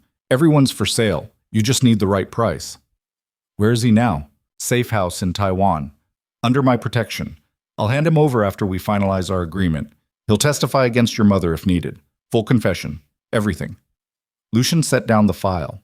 Processed that. Naomi had orchestrated everything. Paid off the traitor, collected evidence, built an airtight case, then offered it to Lucien in exchange for intelligence access. It was brilliant, ruthless, efficient, exactly what he would have done. You've been planning this for 6 months, Lucien said slowly. 9 years. But the last 6 months were particularly focused. You let us struggle. Could have exposed my mother at any time. Instead, you watched, waited, let us suffer. Yes. Why? Because I wanted you desperate enough to accept my terms. If I'd exposed her immediately, you might have found another solution. This way, you have no choice. She crossed her arms. Desperation makes people agreeable. You manipulated me. I gave you options. You're choosing the smart one. They stared at each other across the table. Sunlight streamed through broken roof panels, illuminating dust particles floating between them like tiny galaxies. I should kill you, Lucien said quietly. For what you've done. The manipulation. The games. You should, but you won't. Why not? Because I'm the only person who's been honest with you in 9 years. Your mother lied. Your organization lied. Your allies lied. I told you exactly what I wanted and exactly what I'd do to get it. She moved closer. Honesty's underrated in your world. Maybe that's worth something. She was right. God help him. She was right. The intelligence network, Lucien said. You want full access. No restrictions. Yes. And in exchange, you'll fix our security. Save the Sentinel contract. Testify against my mother if needed. Yes. And after that? After you have what you want? Naomi's expression flickered. Something complicated crossed her face, too fast to read. After that, she said carefully, we're partners. You run your empire. I run mine. We share intelligence as needed, mutually beneficial arrangement. That's it? No revenge? No destroying what's left? I already got my revenge. I survived, built something you couldn't destroy, came back powerful enough to make you beg. She smiled bitterly. Revenge isn't killing you, Lucien. Revenge is making you need me. The words hit like bullets. Before Lucien could respond, his backup phone buzzed. Message from Marcus. Urgent. Your mother knows you're meeting Naomi. Someone tipped her off. She's mobilizing. Get out now. Lucien's blood went cold. He showed Naomi the message. Her expression went from calm to tactical in half a second. How many? If she's mobilizing everything, 40 men, maybe 50. How far away? 15 minutes if they're coming from Kane Tower, 10 if they were already positioned. Shit. Naomi grabbed the briefcase, shoved it at Lucien. Take this. Get out. Now. What about you? I'll manage. I've got... The warehouse door exploded inward, not opened, exploded. Flash grenades rolled across concrete. Smoke filled the space. Armed men poured through the entrance, tactical gear, assault rifles, moving with military precision. Lucien grabbed Naomi, pulled her behind a support column as gunfire erupted. Bullets shredded metal. Concrete dust rained down. How many? Naomi shouted over the gunfire. Too many! They moved, fast, toward the back of the warehouse, toward what Lucien hoped was a secondary exit. Behind them, voices shouted commands, tactical teams spreading out, cutting off escape routes. There, Naomi pointed. Loading dock door. Half open. Maybe 3 meters away. They ran. More gunfire. Something hot burned across Lucien's shoulder. Not a direct hit. Graze. Still hurt like hell. They dove through the loading dock door, rolled, came up running. Outside, the Han River stretched in front of them. Behind, footsteps pounded, men shouting. Can you swim? Naomi asked. Are you insane? That's not an answer. They reached the edge of the dock. Water below, dark, cold, probably filthy. Naomi jumped without hesitation. Lucien had half a second to decide.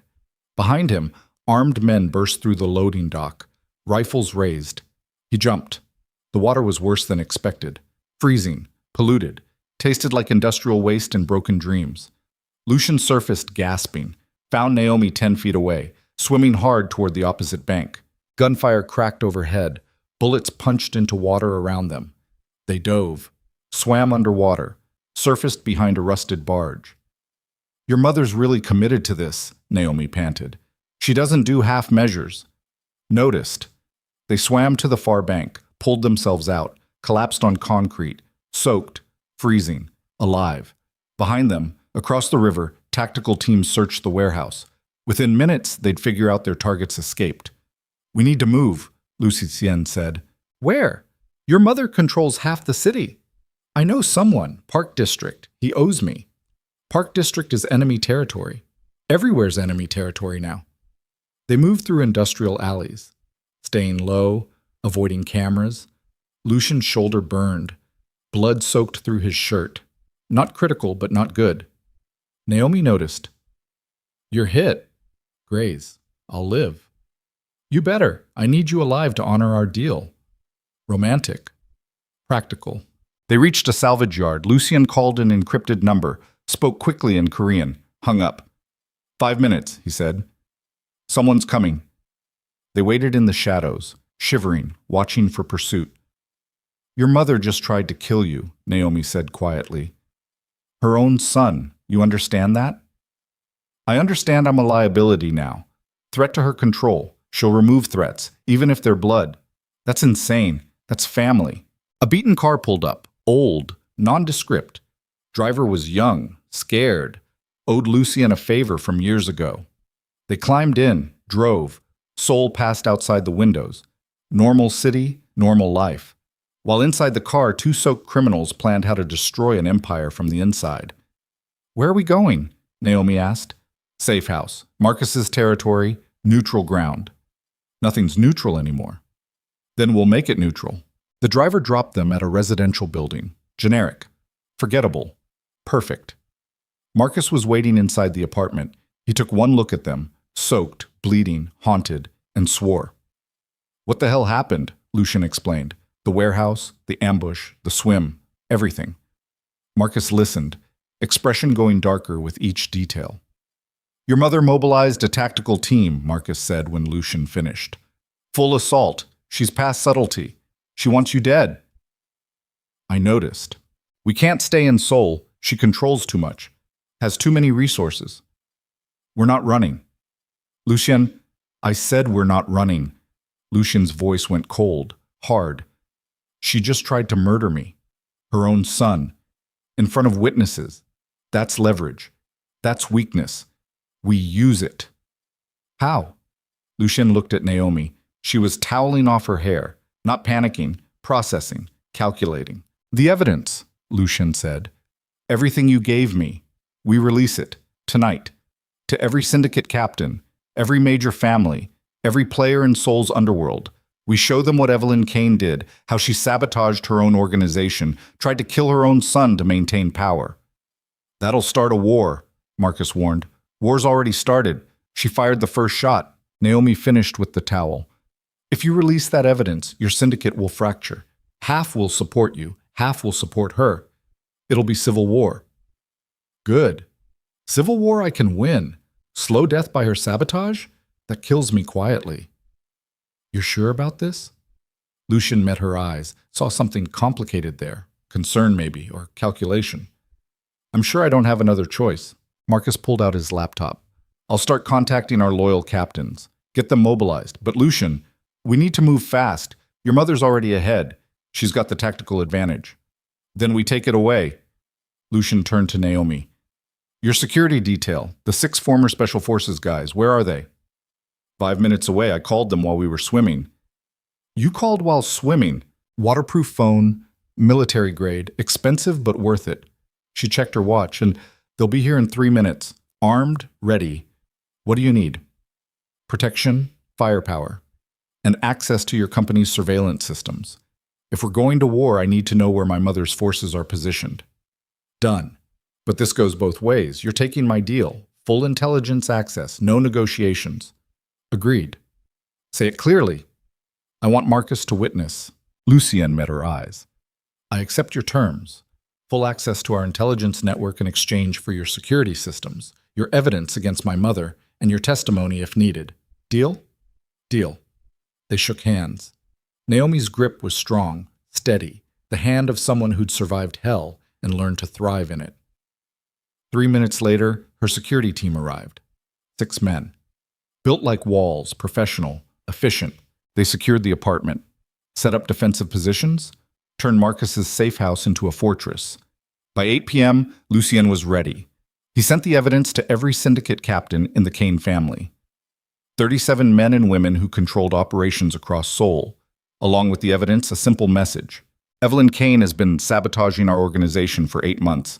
She tried to murder me today to cover her betrayal. Choose sides. Tonight. Her or me. There's no middle ground anymore. Lucien Kane. Then he waited. Responses came within minutes. Some supported him immediately. Younger captains. People who'd worked directly under Lucien. People who'd seen Evelyn's iron grip and wanted freedom. Others stayed silent. Calculating. Waiting to see which side would win before committing. And some, maybe a third, responded with loyalty to Evelyn. Messages varying from diplomatic to threatening. The Kane family fractured in real time. By 9 p.m., the first casualties were reported. Captain Park Soo-jin, loyal to Lucien, killed in his car by sniper fire. Professional hit. Evelyn's signature.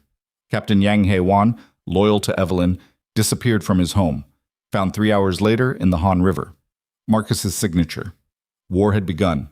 Not the slow political maneuvering Lucien was used to. Real war. Bullets and bodies. Blood in the streets. Seoul's underworld went chaotic.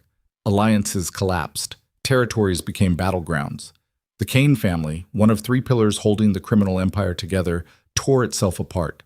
By midnight, Lucien Yen's phone was exploding with messages. Captains requesting orders. Operatives reporting firefights. Marcus coordinating defensive positions. Naomi watched it all with clinical detachment. Her security team had integrated with Marcus's people. Former special forces working alongside syndicate soldiers. Professional killers making common cause. "This is what you wanted?" Naomi asked quietly. Lucien looked up from his phone. "What?" "Civil war. Your family destroying itself. This is your plan?" "My plan is survival. This is the cost." "High cost." "Only cost available." He set down the phone, met her eyes. "You've been planning this for 9 years, building weapons, collecting evidence, waiting for the perfect moment to return and destabilize everything. Don't act surprised when it works." Something flickered in Naomi's expression. Guilt, maybe. "I wanted to hurt your family," she admitted. "Wanted them to suffer the way mine suffered. But I didn't want this. Didn't want Seoul bleeding.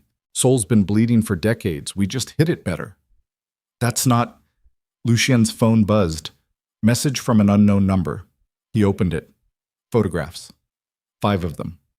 The first showed Celeste Park, bound, gagged, terror in her eyes. The second showed Victor Park, Celeste's father, holding a gun to her head. The third showed a warehouse location, coordinates. The fourth showed a demand. Come alone or she dies. The fifth showed a timeline. 1 hour. Tick-tock. Lucien stared at the photos. Ice forming in his chest. Naomi looked over his shoulder, swore. "It's a trap." "Obviously." "You can't go." "I have to." "Why? You don't even love her. The engagement was political." "She's innocent. Whatever's happening between me and my mother, between our families, Celeste didn't choose any of it. She's collateral damage." Lucien stood. "I won't let her die because of my war." Marcus had appeared. Saw the photos. "This is Victor Park's move. He's using his daughter as bait, trying to force you into a position where he can kill you, eliminate the chaos threatening his alliance with the Kane family." "Probably. So you're not going?" "I'm absolutely going." "That's suicide." "That's honor." "Honor?" Marcus grabbed Lucien's arm. "Since when do you care about honor? You've killed 11 men, ordered 40 more deaths, run a criminal empire built on fear. Don't talk to me about honor." Lucien pulled free. "Since I decided I'm not going to be my mother, she'd let Celeste die.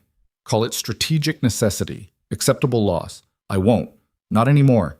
He started gathering weapons, handgun, backup pistol, knife, body armor. Naomi watched, expression unreadable. "If you go," she said quietly, "Victor will kill you. He'll probably torture you first. Make an example. Show Seoul what happens when someone destabilizes their alliances." "I know. And you're going anyway." "Yes. Why? What does one innocent life matter against everything you're fighting for?" Lucien looked at her, really looked. "Because 9 years ago, I let my mother destroy an innocent girl and her family. Told myself it was strategic necessity, that I couldn't have stopped it, that I was too young, too powerless. I've lived with that guilt every day since." He checked the magazine in his gun. "I won't make the same mistake twice. Won't let another innocent person die because I chose empire over humanity." Silence. Long, heavy. Finally, Naomi said, "Then I'm coming with you." "No, not asking permission. I'm coming. You walk into that warehouse alone, you die. Walk in with backup, you might survive." "This isn't your fight. It became my fight the second I accepted your deal. We're partners now. Partners don't let each other walk into death traps alone." Marcus stepped forward. "I'm coming too." "Marcus, save it. You're not talking me out of this. I followed you for 8 years, not stopping now." The three of them stood in the safe house. Weapons, armor, desperation. Lucien felt something crack in his chest. Not breaking, opening. For 9 years he'd been alone. Built walls, kept everyone at distance, trusted nobody completely. Now 2 people who had every reason to abandon him were volunteering for suicide. "Thank you," he said quietly. Naomi smiled, small, real. "Don't thank us yet. We might all die." "Probably will," Marcus agreed. "Then let's die trying to save someone, instead of just destroying things." They moved. The warehouse was exactly where Victor Park said it would be. Industrial district, near the docks, isolated, perfect kill box. They arrived at 45 minutes into the 1-hour deadline. Lucien driving, Naomi navigating, Marcus checking weapons. 20 guards minimum, Marcus estimated. Probably more. Park family soldiers, professional, loyal. "We're outnumbered 6-1, Naomi calculated. "Better odds than swimming across the Han River," Lucien said. "Barely." They parked 3 blocks away. Approached on foot. Staying in shadows. The warehouse glowed with light. Guards visible on the exterior. More inside, probably. "Plan?" Marcus asked. "I go in the front. Alone like Victor demanded. You 2 circle around. Find a secondary entrance. Create chaos when things go wrong." "When things go wrong?" Naomi repeated. "Not if?" "Definitely when." She laughed despite everything. "Optimistic."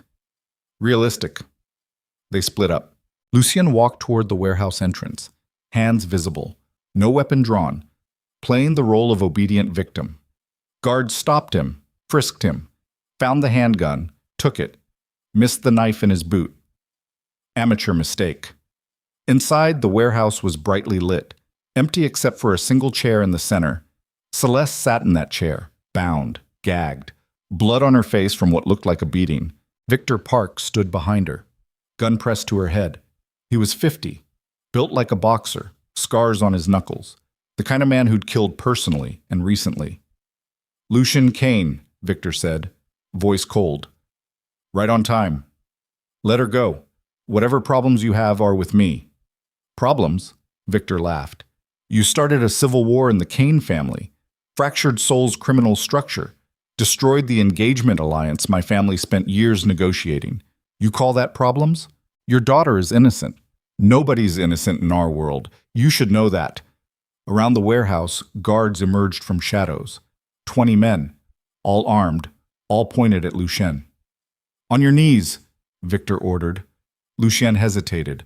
Victor pressed the gun harder against Celeste's head. "Now." Lucien knelt. "Good. You can follow instructions. That's encouraging." Victor studied him. "You know what I'm going to do now? Kill me. Probably slowly. Eventually, but first I'm going to make you watch me kill her. My own daughter. The woman you were supposed to marry and protect. I'm going to blow her brains out while you kneel helpless. Then I'm going to kill you slowly, and when you're both dead, I'm going to side with your mother. Help her destroy what's left of your rebellion. Restore order. Lucien's heart stopped. You're insane. I'm strategic. My daughter became a liability the moment you broke the engagement. Keeping her alive accomplishes nothing. Killing her in front of you sends a message to everyone in Seoul. Betrayal has consequences. Victor. Say goodbye, Lucien. Victor pulled the trigger. The gunshot was deafening in the enclosed space. But Celeste didn't die. Victor did. He collapsed. Half his head gone, blood spraying. Celeste screamed through the gag. Chaos erupted. The guard spun, looking for the shooter, finding nothing. Then the warehouse's rear entrance exploded. Marcus and Naomi came through like avenging angels, weapons firing, taking down guards with professional efficiency. Lucien moved, fast, grabbed Celeste, cut her bonds with the boot knife. Run, now! She ran. Lucien dove for his confiscated weapon, rolled, came up firing. The warehouse became a kill box in reverse, guards falling. Ian's team, tiny, desperate, suicidal, cutting through overwhelming numbers through sheer violence and surprise. Marcus took 3 guards down before someone winged him. Shoulder wound. He kept fighting. Naomi moved like something trained for this. Each shot precise. Efficient. 7 kills. Just like she'd said. Lucien fought through the chaos, looking for Celeste, found her behind a concrete pillar, shaking, alive. Go, he shouted. Secondary exit, 3 blocks west, car waiting. She went. The gunfight continued. Fewer guards now, maybe 10 left. But Marcus was bleeding. Naomi was running low on ammunition. Lucien had taken a round to his vest, cracked rib probably. Then the remaining guards did something unexpected. They stopped shooting. Slowly lowered their weapons.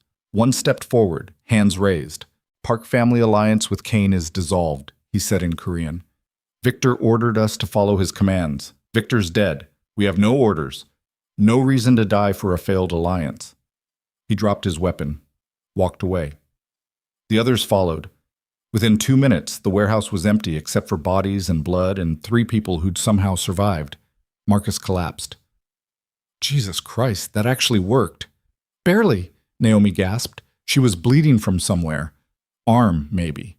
Lucien's vision swam, adrenaline crashing, pain radiating from his ribs. We need to move, he said, before Park family reinforcements arrive. They limped out of the warehouse, found Celeste 3 blocks away, sitting in the car, shaking, but alive. Thank you, she whispered as they climbed in. Don't thank me. Thank them. Lucien gestured to Marcus and Naomi. Celeste looked at Naomi, really looked. You're her, Celeste said quietly. The woman from the engagement party. The one he loved before me. Naomi didn't answer. He went into that warehouse to save me, Celeste continued. Even though our engagement is broken, even though I'm nothing to him, he risked everything. He's stupid that way, Naomi said. Or honorable. Same thing in our world. Celeste smiled weakly, looked at Lucien. I'm breaking our engagement publicly tomorrow, citing irreconcilable differences. My father's death will be blamed on underworld violence, nothing connecting you. You don't have to. I do. This war is yours, not mine. I don't want any part of it. She touched his hand briefly. But thank you for proving not everyone in our world is a monster. Marcus drove them back to the safe house. Seoul passed outside the windows. Sirens in the distance. The city reacting to violence it couldn't see but felt everywhere. By the time they arrived, Lucien's phone was exploding again. News of Victor Park's death had spread. The Park family was fracturing. Some wanted revenge against Lucien. Others wanted peace. The M family, third pillar of Seoul's underworld, was mobilizing. Everything was collapsing. And standing in the center of it, Lucien realized he'd passed a point of no return. He couldn't go back to being his mother's weapon. Couldn't go back to playing political games. Couldn't go back to choosing empire over humanity. He was something else now, something undefined, something that might be better or might just be differently broken. Inside the safe house, Naomi cleaned her wound. Marcus did the same, both silent, processing. Lucien's phone buzzed one more time. Message from Lucien Kane. You've destroyed everything I built. Made Seoul bleed, gotten Victor Park killed and fractured our alliances. You're no longer my son. Consider yourself exiled from the Kane family. Every remaining captain loyal to me will hunt you. Every resource I control will be weaponized against you. You wanted war. Now you'll drown in it. E.K. Lucien read the message 3 times. Then he showed it to Marcus and Naomi. Well, Marcus said, that's definitives. We're cut off, Lucien said quietly. No Kane family resources. No syndicate support from her faction. Everything we had is gone. Not everything, Naomi corrected. You have my resources, my company, my security systems, my intelligence. That's not enough to fight a war against my mother and half the Kane syndicate. Then we don't fight a war. We fight smarter. She pulled out her laptop. I have something I haven't told you, something I've been saving. What? Evidence that destroys your mother completely. Not just proof of sabotage, proof of murders, proof of corruption reaching into government, proof that, if released, will send her to prison for life. Actual prison. Not syndicate justice. Legal prosecution. Lucien stared at her. Why didn't you tell me this before? Because I needed you desperate, needed you committed, needed you to choose sides completely before giving you weapons that could end everything. She met his eyes. I'm giving them to you now because you proved something tonight. Proved you're not your mother. Proved you'll risk everything for principle instead of power. That's worth trusting. You manipulated me. Again. Yes. But this time it's the last time. From now on, we're partners. Actual partners. No more games, no more manipulation, just shared survival. Lucien wanted to be angry, wanted to rage against another betrayal, but he was too tired, too broken, too desperate. Show me, he said. Naomi opened files. Financial records linking Evelyn Kane to 17 murders spanning 20 years. Government officials bribed. Evidence planted. Witnesses disappeared. All documented. All traceable. I've been building this for 7 years, Naomi said quietly. Since I found out your mother killed mine. I've hunted every crime, every body, every transaction. This isn't just about the Sentinel sabotage. This is about destroying Evelyn Kane completely. If we release this, she goes to prison, or she runs. Either way, she's finished. Her power base collapses. The Kane family fractures beyond repair. Seoul's underworld restructures around the vacuum. That's chaos. That's opportunity. Naomi looked at him. We can build something new. A criminal empire that's less brutal, more strategic, forward-thinking instead of nostalgic. Your mother's empire was built on fear. Ours can be built on calculation. Ours? Lucien repeated. Yes, ours. If you want. Lucien looked at Marcus. You're quiet. I'm processing. Your mother raised you, and now you're about to destroy her completely. Send her to prison or exile. That's... He trailed off. That's big, Lucien. Really big. I know.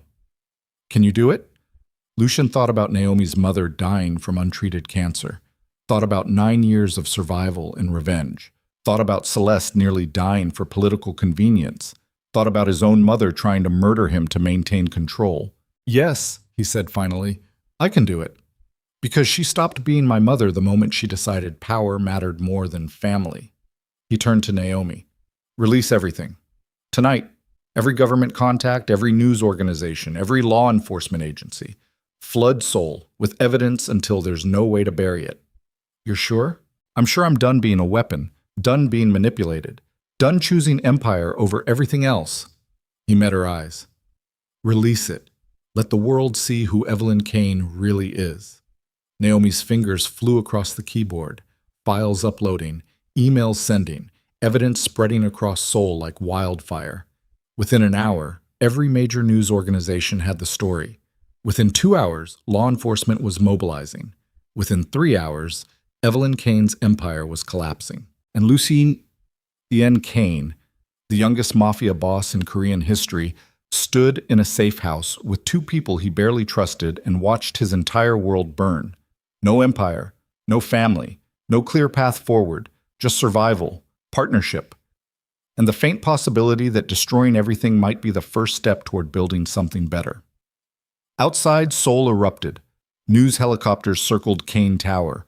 Police cordons formed. Evelyn Kane's operatives scrambled. And somewhere in the chaos, Lucien's mother, the woman who'd built an empire on brutality, finally faced consequences. Lucien watched it all on television, numb, exhausted, free. For the first time in his life, he didn't know what came next, and somehow that felt like victory. Musk. By dawn, Evelyn Kane was arrested. Live television, perp walk, cameras everywhere. She looked smaller somehow, older. The empire she'd built for 30 years collapsing in a single night. As they led her away in handcuffs, she looked directly at one camera, directly at Lucien, wherever he was watching. Her expression promised murder. Then she was gone. And Lucien stood in the safe house, watching his mother disappear into custody, feeling nothing but exhausted relief. "It's done," Naomi said quietly beside him. "Is it? This feels like a beginning. Maybe it's both, an ending and a beginning." They stood in silence as Seoul woke to a new reality, one where the Kane Empire had fractured, where alliances had collapsed, where the underworld's carefully maintained balance had shattered. And in the center of it all, two broken people who'd loved each other once and destroyed each other since. Partners now. Maybe. Or maybe just two survivors standing in rubble and calling it foundation. Either way, the war was far from over. It was just beginning. But at least this time, Lucien knew who his enemies were and who his allies might be. That had to count for something. The news played on repeat, every channel, every screen. Seoul couldn't look away. Evelyn Kane, matriarch, legend, architect of an empire, arrested on 17 counts of murder, financial corruption, witness tampering, crimes spanning 2 decades, evidence so overwhelming that even her lawyers went silent. Lucien watched the footage for the 100th time, his mother's face as they led her away, cold, furious, unbroken even in defeat. She'd sent him 3 messages from lockup before her lawyers confiscated her phone. The first, "You'll regret this." The second, "Everything I built will hunt you." The third, "You're already dead. You just don't know it yet." Lucien deleted them all, didn't respond. What was there to say? He'd destroyed his own mother to save himself. No amount of words would fix that. "Stop watching," Naomi said from the doorway. "It's not going to change." "I know." "Then why torture yourself?" "Because I need to remember what I'm capable of. What I did." Lucien turned off the television, faced her. "I sent my own mother to prison. That's not something you forget. She tried to murder you first, twice. Doesn't make it easier." Naomi moved into the room. She'd changed clothes, borrowed from Marcus's safe house supplies. Jeans, black shirt, her hair still damp from a shower. The cut on her arm bandaged professionally. "How's Marcus?" Lucien asked. "Sleeping. Finally. Shoulder wound isn't serious, but he lost blood. Needs rest." She sat across from him. "We all need rest. It's been 48 hours since we slept properly." "Can't rest. Not yet. The M family is mobilizing. Without my mother and Victor Park, they see opportunity. They're going to move on Kane territory, probably within days. Let them. You're not Kane family anymore. Your mother exiled you, remember? That doesn't mean I stop caring about the people who worked under me. Loyal captains, soldiers, civilians in Kane territories who'll get caught in crossfire when the M family invades." Naomi studied him. "You're still thinking like a boss, like it's your responsibility." "It is my responsibility. I started this war. I fractured the Kane family. I destroyed the balanced Seoul's underworld maintained for 30 years. The blood that's about to spill? That's on me. That's on your mother. She sabotaged everything. You just exposed her. And created chaos, which the M family will exploit. Which means war. Real war. Not just syndicate skirmishes, full territorial conflict with civilians dying in the crossfire." Lucien stood, paced. His ribs ached from the bullet impact. Cracked, probably, but no time for hospitals. "I can't just walk away from that." "What's your alternative? You have no resources, no syndicate, no army, just me, Marcus, and my 6-person security detail. That's 9 people against however many thousands the M family can mobilize. Then we fight smart. Use what we have. Your technology. My knowledge of Kane operations. Marcus's tactical experience. We build something new fast enough to defend what's left." "That's insane. That's survival." Naomi laughed, sharp and bitter. "You sound like me 9 years ago. Broken. Desperate. Convinced you could build something from nothing through sheer stubbornness. Did it work for you? Eventually, after years of suffering, you don't have years, you have days, maybe hours. Then we better move fast. Before Naomi could respond, Marcus appeared in the doorway, shirtless, bandage wrapped around his shoulder, face pale but determined. "You're supposed to be sleeping," Lucien said. "I was. Then I got 17 messages from Kane captains asking what the hell happens now. Evelyn's arrested. You're exiled. The Im family is meeting with defecting captains promising better terms. Our entire power structure is collapsing." Marcus moved stiffly into the room. "We need a plan, now, before there's nothing left to save." "Who's still loyal?" Lucien asked. "Maybe a third. Younger captains, mostly. People who hated Evelyn's iron grip. But they're scattered, leaderless, scared. The Im family is offering amnesty to anyone who switches sides. Protection, resources. It's tempting for people who just watch their organization implode. Contact them, all of them. Tell them we're meeting tonight. Neutral location. I'm making my case." "What case? You have nothing to offer. No money, no territory, no legitimate authority." "I have the truth. I have evidence of Evelyn's crimes. I have proof that I tried to save the organization while she destroyed it. And I have a plan to rebuild something better than what she built." Marcus and Naomi exchanged glances. "You're bluffing," Naomi said. "You don't have a plan. I have the beginning of one. You. Your company. Your technology. We use it to build a new kind of syndicate, one that doesn't rely on brutality and fear, one that uses information and intelligence as primary weapons, cyber warfare instead of street warfare." "That's..." Marcus trailed off. "That's actually brilliant, or completely insane. Possibly both." The Im family controls traditional criminal operations. Drugs, weapons, human trafficking. They're old school, brutal but predictable. We can't compete on that battlefield. But cyber operations, intelligence networks, corporate espionage, they're decades behind. That's where we have advantage. Naomi leaned forward. "You're talking about building an entirely different kind of criminal empire. One based on technology instead of violence." "Yes. With you as the architect, your company, your systems, your expertise. We retrofit Kane operations, transform them from traditional syndicate work into something modern, something sustainable. That takes time. Infrastructure, resources we don't have. We have your billion-dollar company, your government contracts, your legitimate revenue streams. We use those to fund operations while building the underground network." Lucien looked between them. "I know it's desperate. Know it's probably impossible. But it's the only play we have. Traditional warfare against the Im family gets us all killed. This might give us a chance." Silence stretched. Marcus thinking, Naomi calculating. Finally, Marcus said, "I'm in, but we need those loyal captains committed. Tonight's meeting is critical. We convince them or lose them forever." "Where?" Lucien asked. "The Lotus Club. I'm family territory, but the owner owes me. He'll guarantee safe passage." "That's deep in enemy territory." "Exactly. Shows we're not afraid. Shows we're serious." Marcus pulled out his phone despite the pain. "I'll send the messages. 8 p.m. Mandatory attendance. Anyone who doesn't show is considered defected." He left to make the calls. Naomi stayed, looking at Lucien with an expression he couldn't read. "What?" Lucien asked. "You're doing it again, making desperate plays, betting everything on long odds. You did the same thing 9 years ago, and it nearly destroyed me. I survived through luck as much as planning. You might not be as lucky." "Then I'll make my own luck." "That's not how luck works." "Then I'll fight harder until luck doesn't matter." Naomi smiled, small, real. "There's the man I remember, stubborn, impossible, convinced he can win through sheer willpower. It worked before.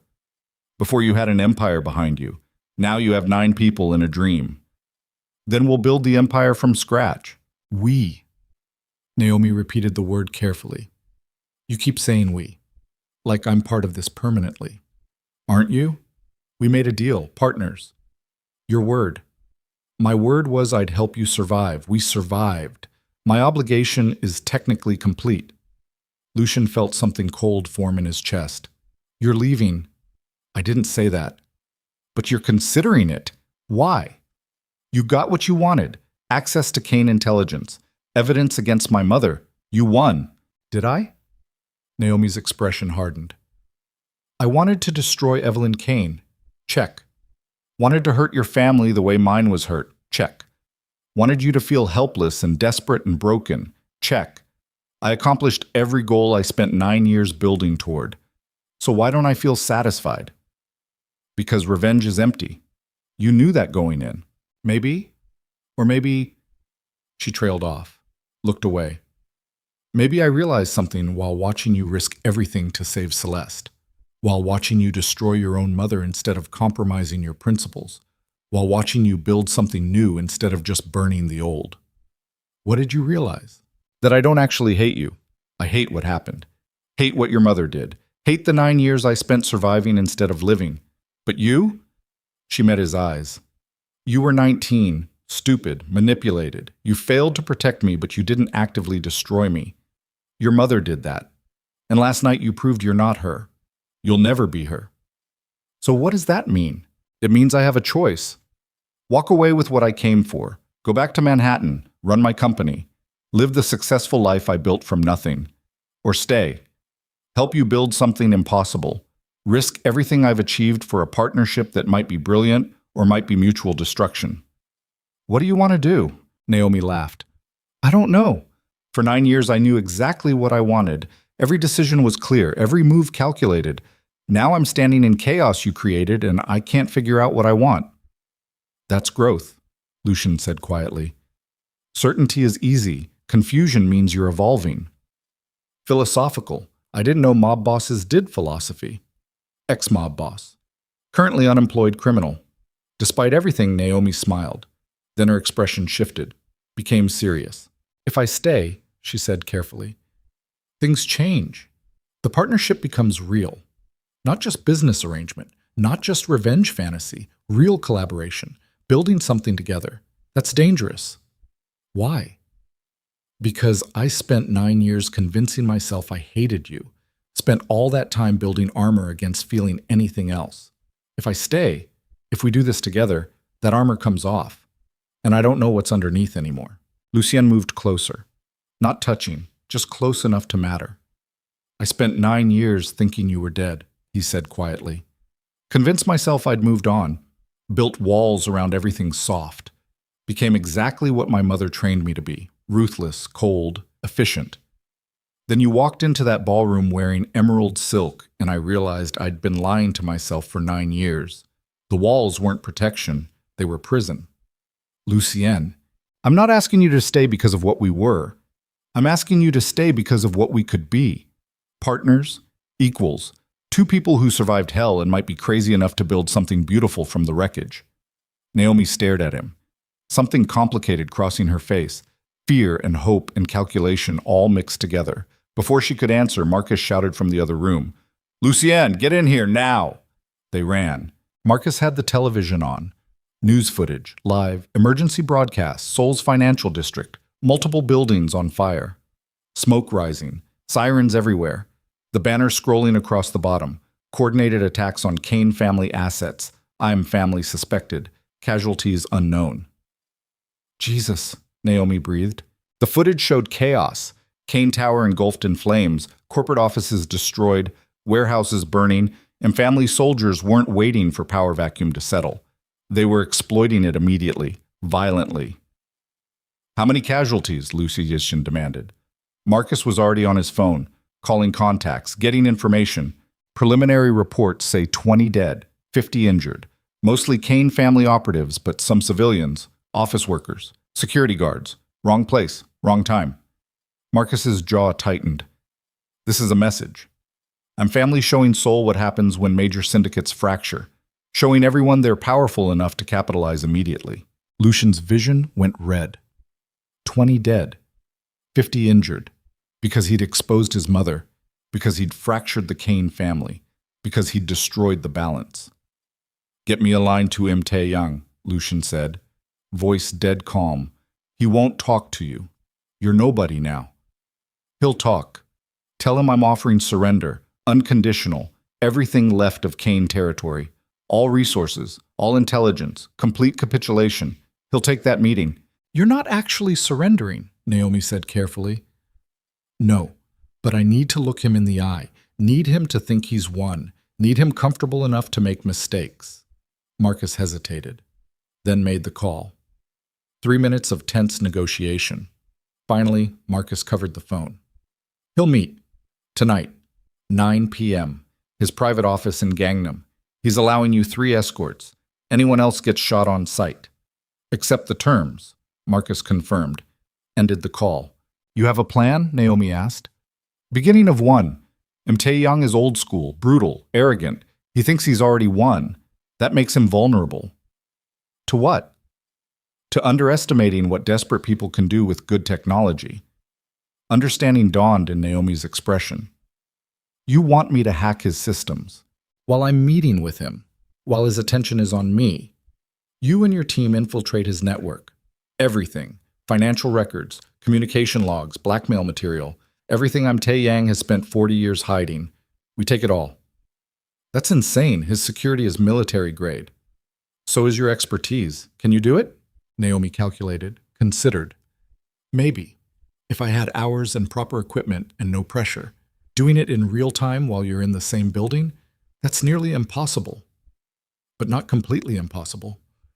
Lucien, can you do it? She met his eyes, saw the desperation, the determination, the absolute refusal to accept defeat. Yes, she said finally, but if it goes wrong, if his security detects the intrusion, they'll kill you. No hesitation, no negotiation, just bullets. Then don't get detected. That's helpful advice. I have faith in you. Faith is not a cybersecurity strategy. It's worked so far, Marcus interrupted. The loyal captains are confirmed for 8 p.m., 12 of them, maybe 13. That's all that's left loyal to you. 13 people against the M family's hundreds. Great odds. We've survived worse odds in the last 72 hours. True, but we're running out of miracles. Then we make our own. They spent the next 3 hours planning. Naomi coordinated with her security team, set up mobile hacking station, identified M family network vulnerabilities. Marcus contacted the loyal captains, confirmed meeting location, established security protocols. Lucien prepared himself mentally. Tonight, he'd face 13 desperate people and convince them to follow him into war with almost no resources. Then he'd walk into the enemy's headquarters and bet his life on Naomi's ability to steal evidence before EM's security killed him. Simple plan. Completely insane plan. The only plan available. By 7 p.m., they were moving. The Lotus Club sat in Gangnam's entertainment district. Expensive. Exclusive. Owned by a man named Chen who'd worked for the Kane family 15 years before Marcus saved his life during the territorial wars. Chen met them at a side entrance. 60 years old, scarred, limping from old bullet wound. Marcus, Chen said, voice rough, heard you got yourself into trouble. Trouble's generous, catastrophe is more accurate. Heard that too. Chen looked at Lucien.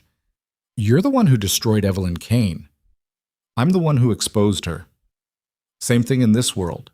Chen gestured inside. Private room upstairs, swept for bugs, no cameras, guaranteed safe passage in and out. After that, you're on your own. Thank you. Don't thank me. Thank Marcus. I owe him 3 lifetimes. This barely covers 1.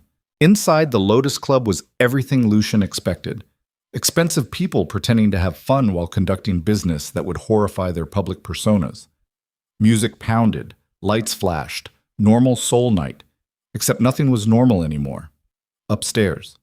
Private room. 13 people waiting. Lucien recognized them all. Younger captains, mostly. People he'd recruited personally. People who'd seen Evelyn's iron grip and chafed under it. Park Ji-woo from cyber operations. Kim Seo-yeon from financial tracking. Lee Dong-hyun. Others, loyal, desperate, scared. They stood as Lucien entered. Not from respect, from uncertainty about protocol. When your organization implodes, even basic hierarchies collapse. Sit, Lucien said. We don't have time for ceremony. They sat. Lucien remained standing. Marcus at his right, Naomi at his left. "You've all seen the news," Lucien began. "My mother's arrested. I'm exiled. The Kane family is fracturing. The M family is exploiting that fracture violently. 20 dead today, 50 injured. That number will grow. Tomorrow it'll be 50 dead, 100 injured.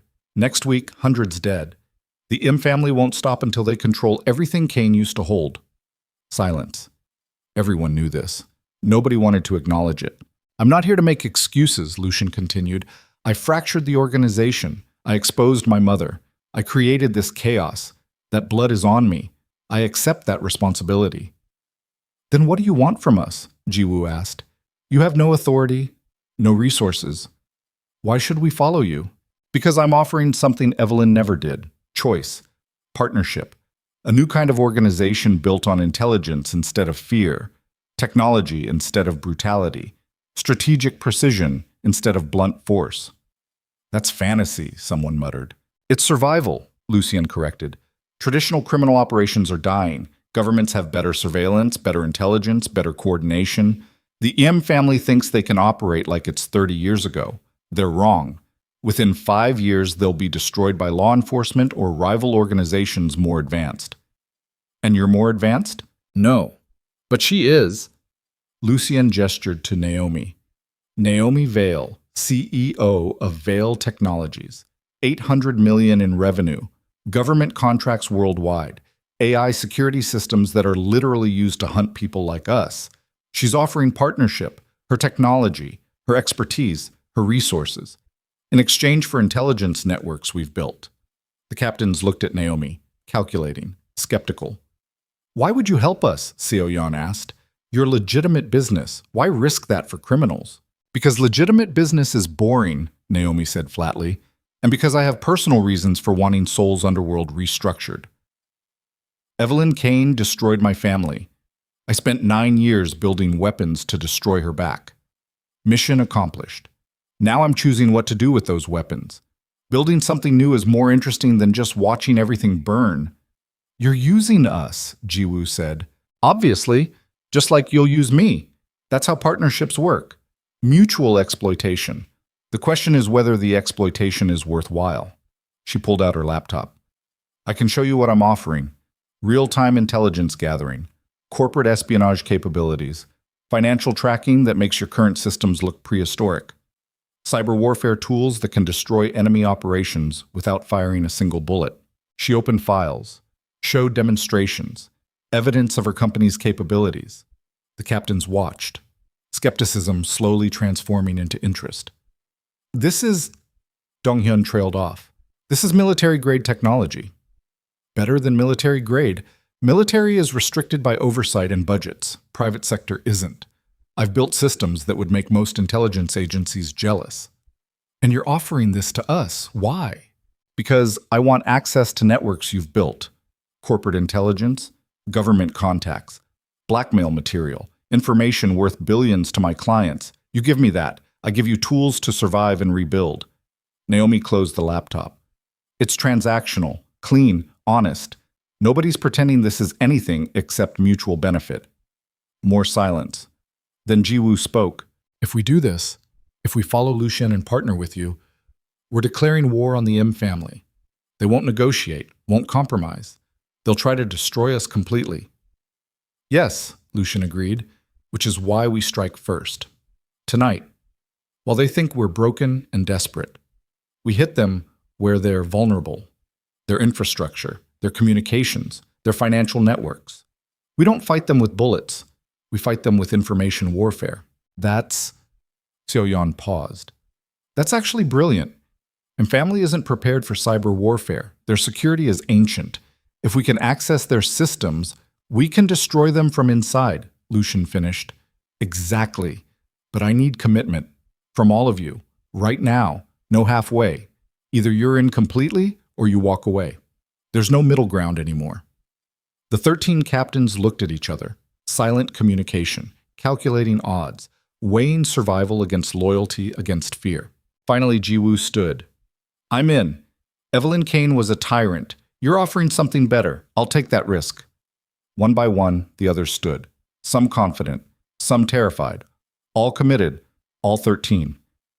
Lucien felt something release in his chest. Relief, gratitude, fear. Thank you, he said quietly. I won't waste your trust. We move tonight.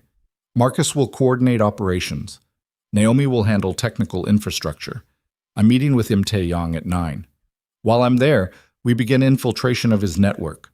By midnight, either we've won or we're all dead. Comforting, someone muttered. Realistic. Get to your positions. Marcus has assignments. We have 90 minutes to prepare for war. The captains dispersed, moving fast, purpose overcoming fear. Marcus approached Lucien. That went better than expected. They're desperate. Desperate people follow anyone offering hope. You're offering more than hope. You're offering an actual strategy. If it works, it'll work. It has to. There's no alternative. They left the Lotus Club through the side entrance, Chen watching from the shadows. Old debt repaid, old loyalties honored. Outside, Seoul glittered, unaware that its underworld was about to explode again. Lucien checked his watch. 8:15. 45 minutes until he walked into Im Tae-yang's headquarters. 45 minutes until everything either worked or collapsed. Naomi pulled him aside, away from Marcus and the others. I need to say something, she said, before tonight, before whatever happens. Say it. If this goes wrong, if IM Security kills you, I want you to know I don't regret coming back. Don't regret any of it. The revenge, the manipulation, the partnership. All of it was worth it to see who you became, to see you choose principle over power.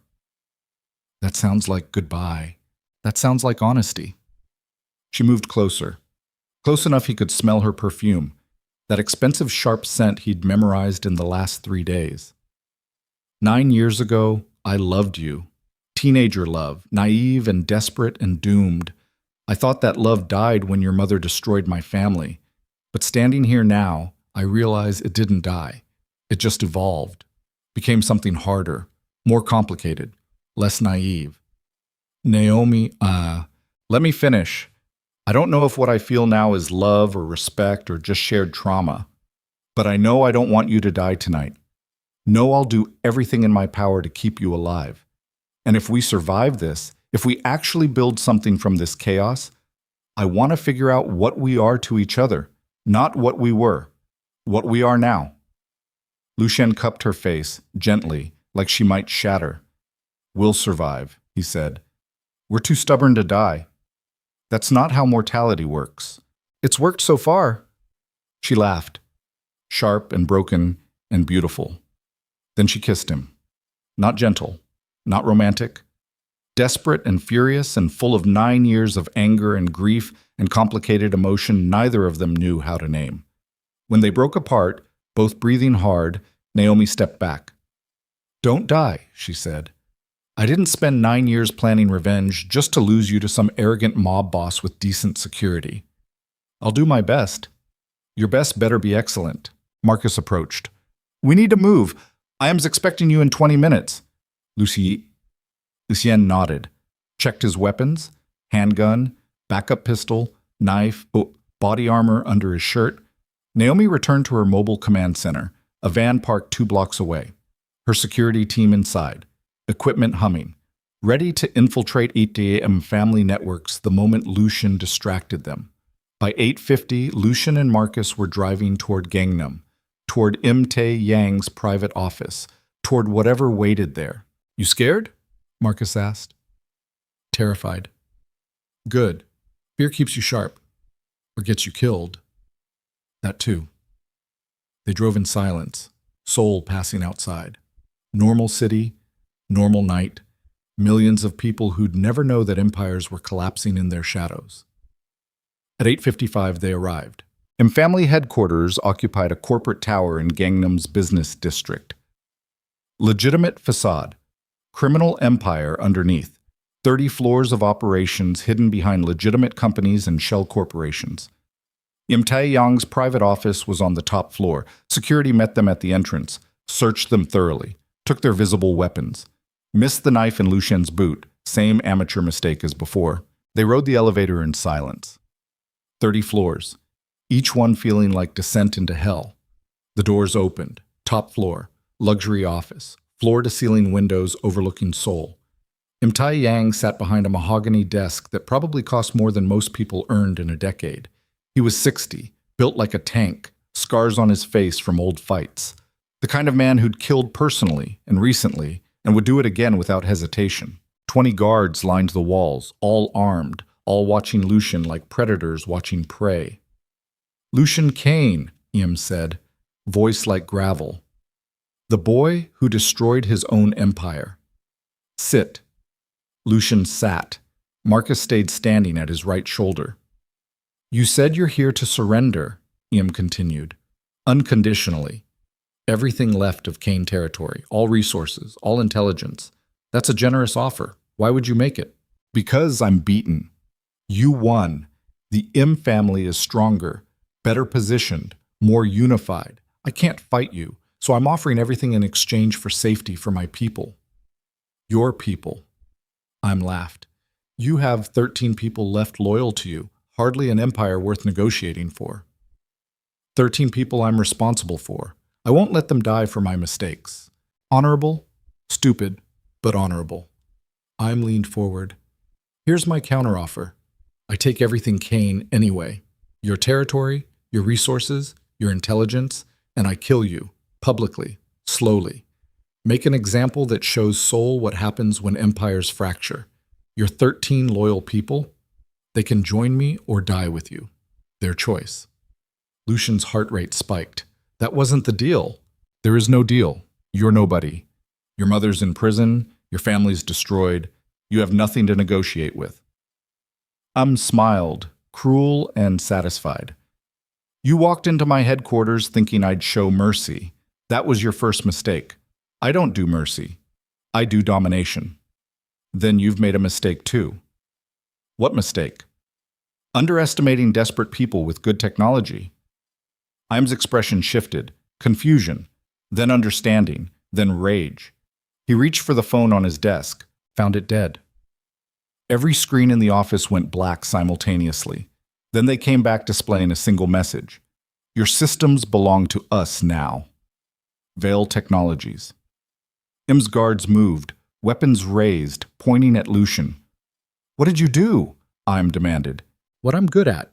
I adapted, evolved, built something new while you operated like it's still 1995.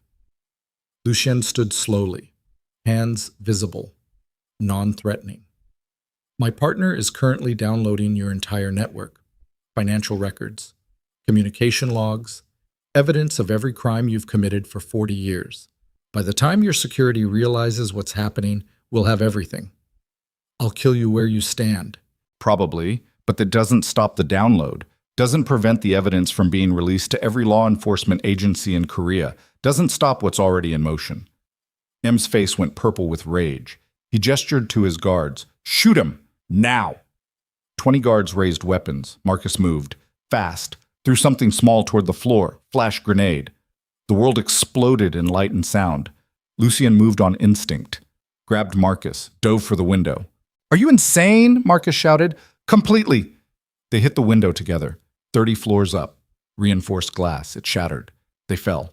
Wind screaming, soul spinning, ground rushing up impossibly fast. Lucien had 3 seconds to think. This is how I die. Falling from a window because I made a desperate play and it failed. Then something caught them. Not caught. Slowed. A construction net. Stretched between buildings. Part of renovation work. They hit it hard enough to hurt, but not hard enough to die. Bounced, rolled, fell again. This time onto a lower roof, 20 floors down. Metal surface. Painful impact, but survivable. Above them, Im's guards appeared at the broken window. Rifles raised, gunfire cracked. Bullets punched into metal around them. Lucien and Marcus ran. Across the roof, toward maintenance access. Through doors, down emergency stairs. 20 floors, running, bleeding. Olive.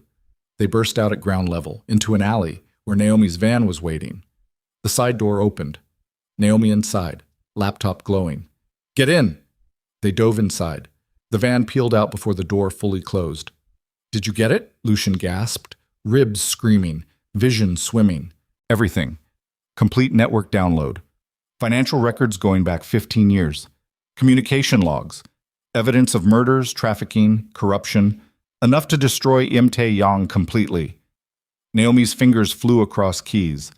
Already uploading to law enforcement, Interpol, FBI, every agency that wants a piece of Korean organized crime. Within an hour, Im will have international warrants. He'll run. Let him. We have everything that matters. His empire is finished. The van raced through Seoul. Behind them, sirens wailed. I am family mobilizing. Too late. Always too late. By the time they reached the safe house, Seoul was erupting again. News breaking.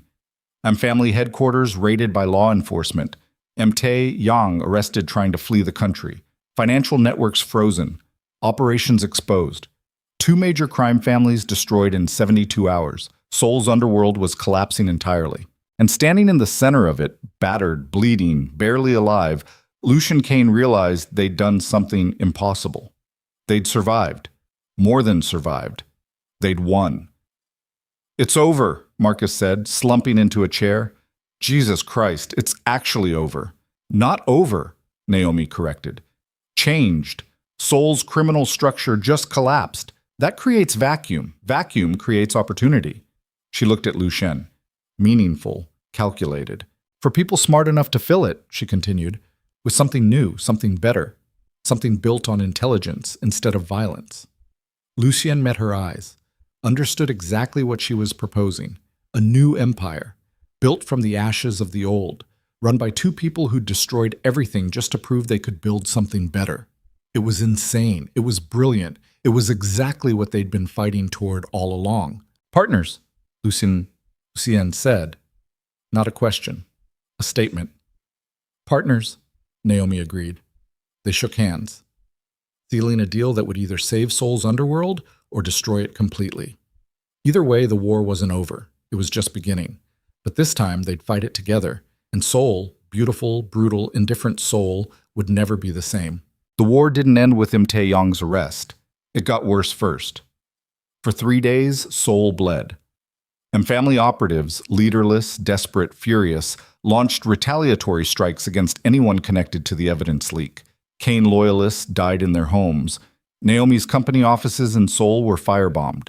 Marcus took a bullet through his leg during an ambush outside the safe house. They survived because Naomi's technology was better than family rage. Surveillance systems predicted attacks before they happened. Cyber warfare disabled enemy communications. Intelligence networks identified threats and eliminated them.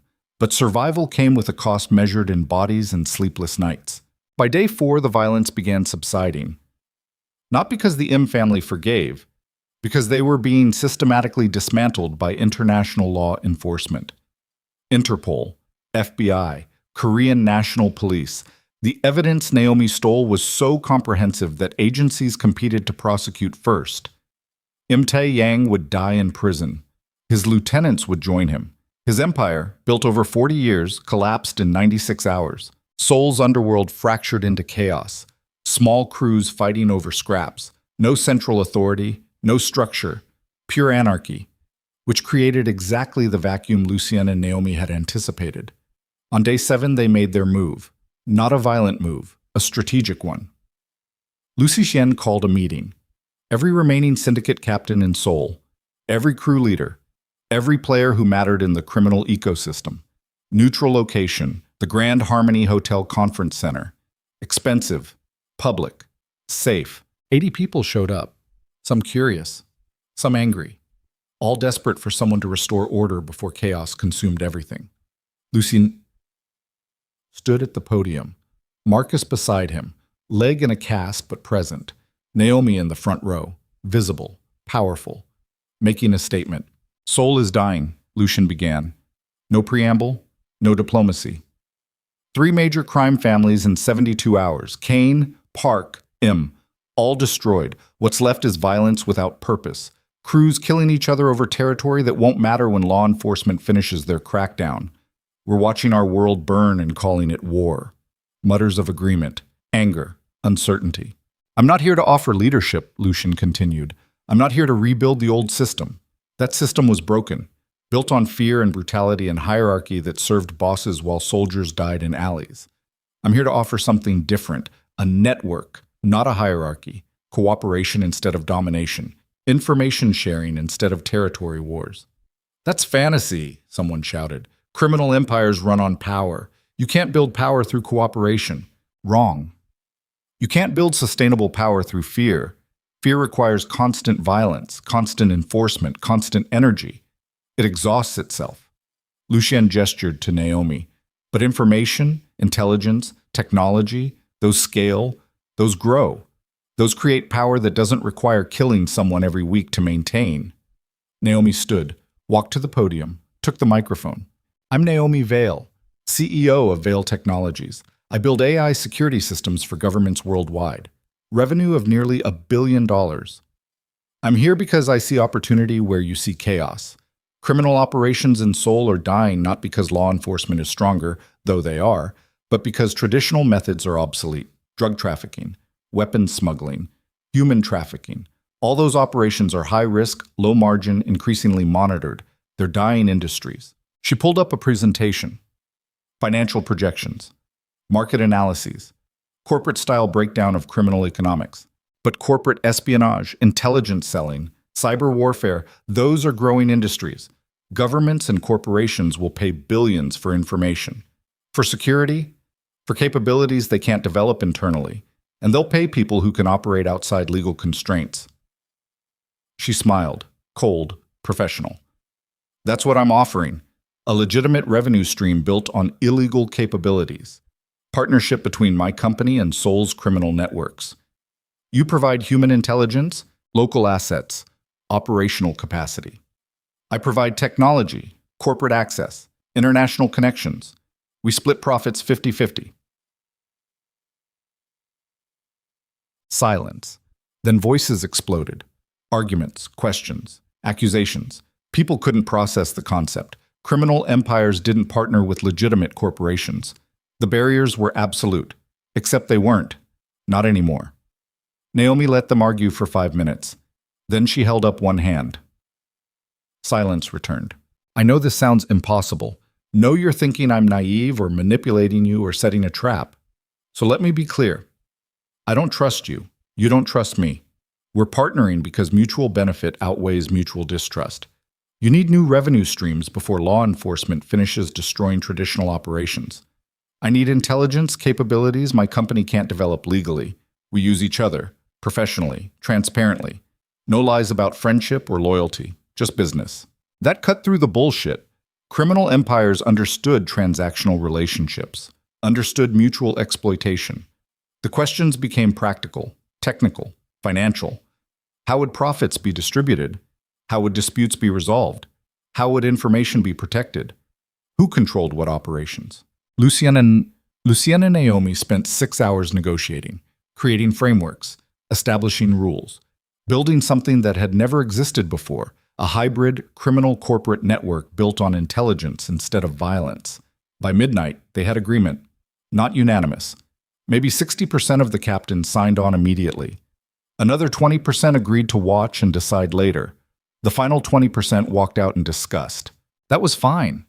Lucien didn't need everyone. He needed enough to create critical mass, enough to prove the concept worked.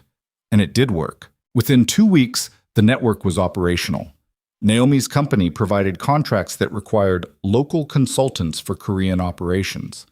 Those consultants were former syndicate operatives using human intelligence networks to gather corporate and government information. Clean, legal on paper, profitable beyond anything traditional criminal operations had generated. Within a month, revenue was flowing. Millions of dollars. Distributed fairly, transparently. Creating incentive for cooperation instead of competition. Within 2 months, Seoul's underworld had restructured entirely. Small crews merged into cooperative networks.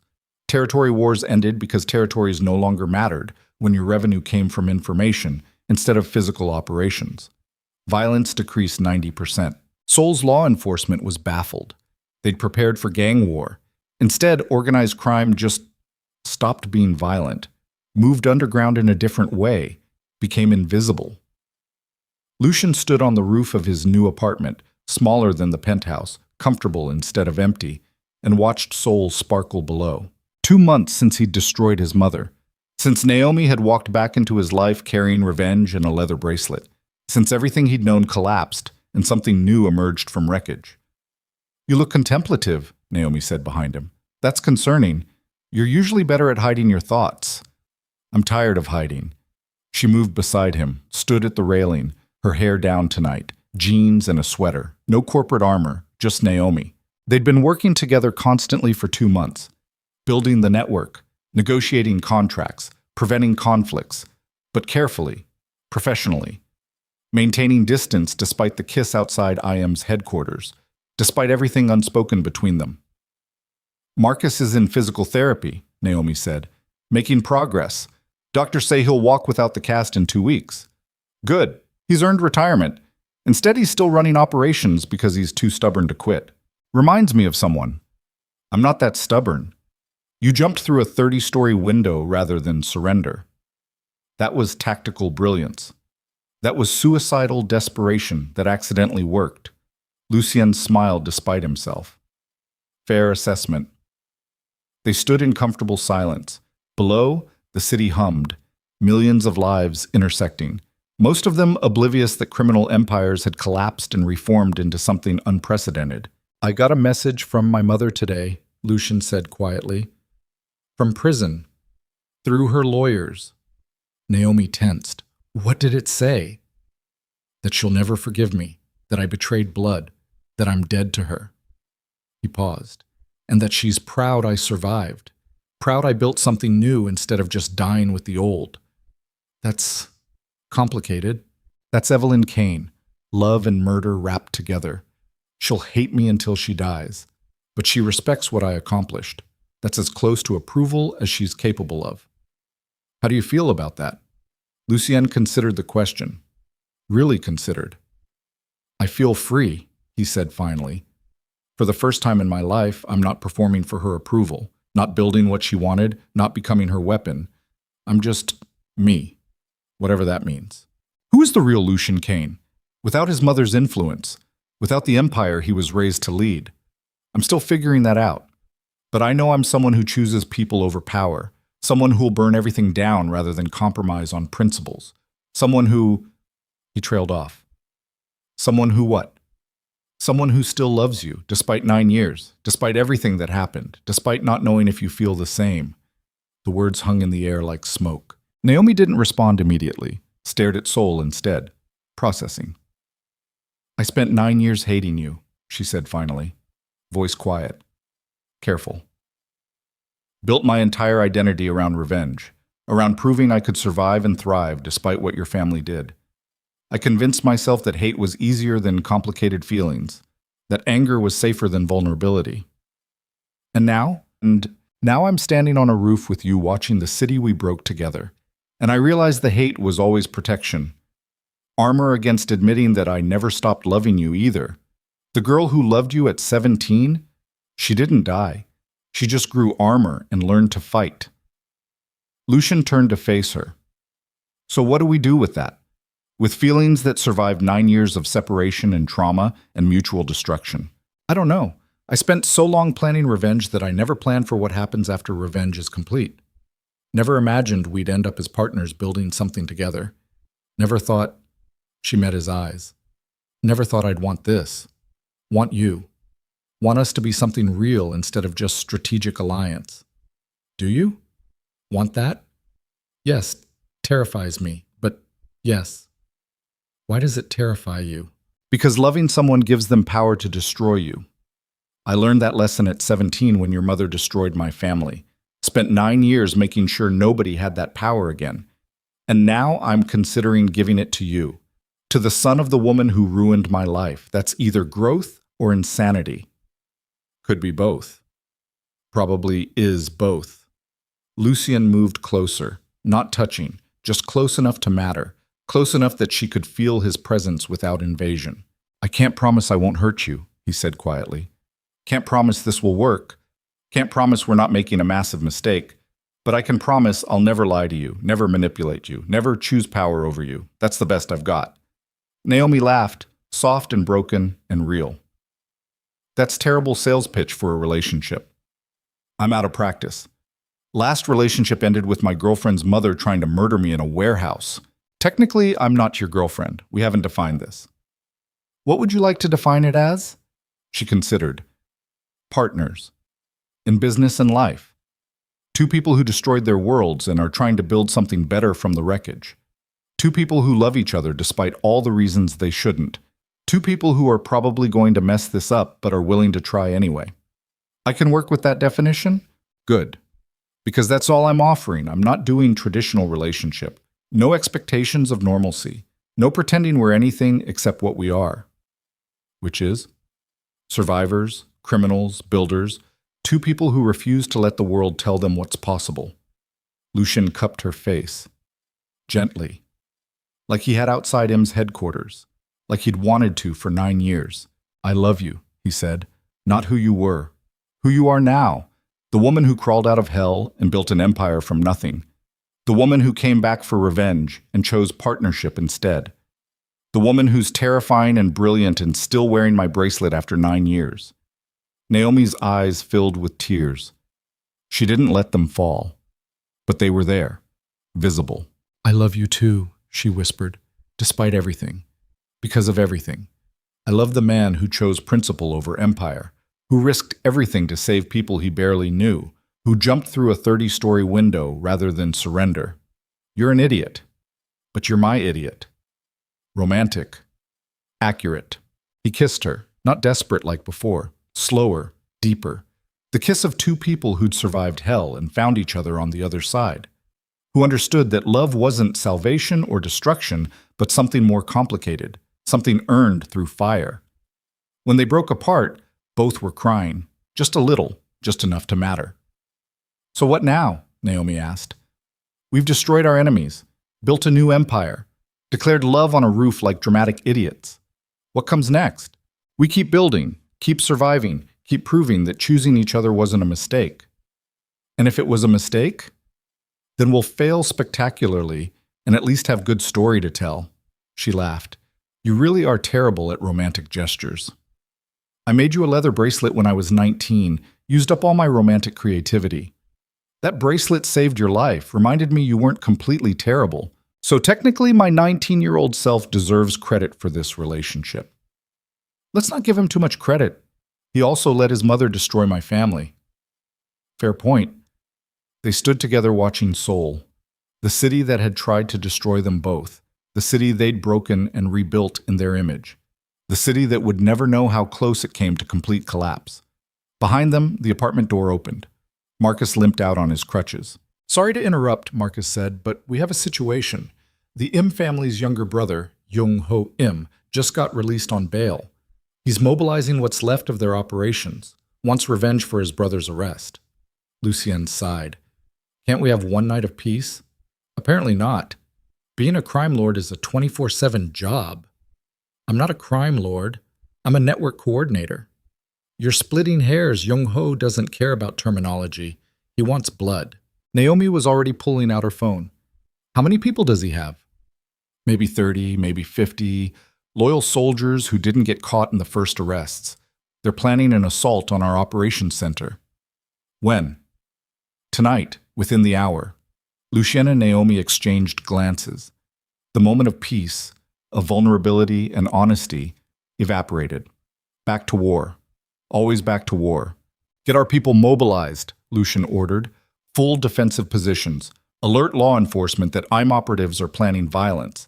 Let the cops handle arrest. What about us? Marcus asked. We defend what we built. We don't let one angry man destroy months of work because he can't accept that his brother was a criminal who got caught. They moved inside. Back to command mode. Back to survival mode. The assault came at midnight. Jung-ho Im led 50 men against the building where Lucien's operations center was located, came with guns and gasoline and rage. But Naomi's surveillance systems saw them coming, predicted their routes, alerted law enforcement 20 minutes before they arrived.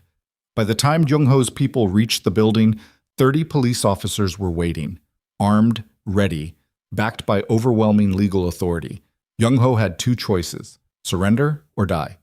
He chose surrender. 40 minutes later, he was in custody, his men scattered.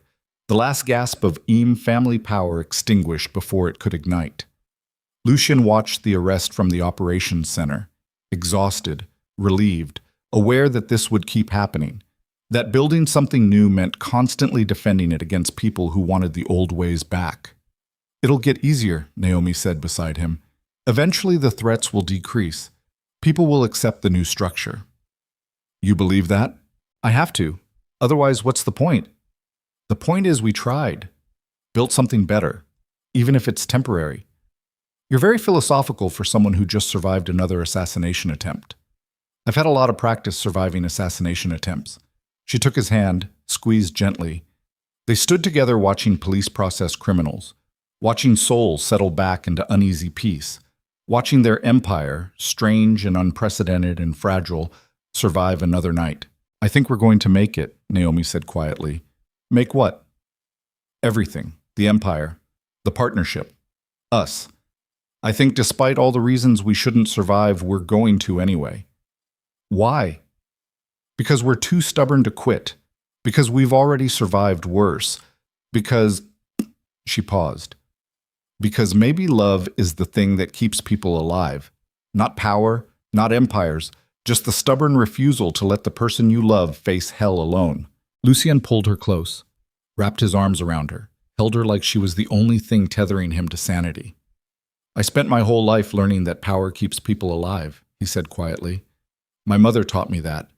Every lesson was about control and fear and dominance. She said love was weakness, that caring about people made you vulnerable." She was wrong. Yes, she was. Power didn't keep her alive. It put her in prison. Love, the kind that chooses partnership over control, that's what's keeping me alive now.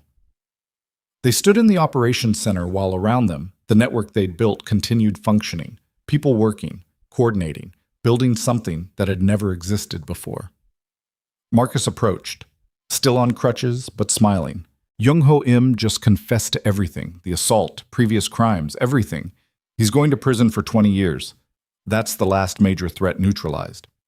"For now," Lucien said. "For now," Marcus agreed. "But Seoul's stabilizing. The violence is decreasing. Law enforcement is crediting our cooperation for the change. Some politicians are even calling it a new model for urban crime reduction." "They don't know the irony," Naomi said, "that we reduced crime by making it more profitable and less violent. That we didn't eliminate criminal operations. We just made them invisible and efficient." "Whatever works," Marcus said. "I'm just glad I can sleep without expecting bullets through the window." "Don't get too comfortable. Someone will always want what we've built. Then we'll defend it, together, like we've been doing." Marcus left to coordinate final operations. Lucien and Naomi remained. "You need rest," Naomi said. "When's the last time you slept more than 4 hours?" "Thursday, maybe." "What day is today?" "Sunday." "You're 3 days behind on sleep." "I'll sleep when I'm dead." "That might be sooner than you think if you don't take care of yourself." "You sound like you care about my well-being." "I have significant investment in keeping you alive. You're critical infrastructure for this operation." Romantic. Practical. But she was smiling. That small, real smile that meant she was teasing instead of deflecting. They left the operations center, drove through Seoul in the early morning hours, the city quiet, streets empty. Just two people who'd survived war and found something like peace on the other side. Back at the apartment. Finally alone. Finally safe. Finally able to breathe without calculating threats.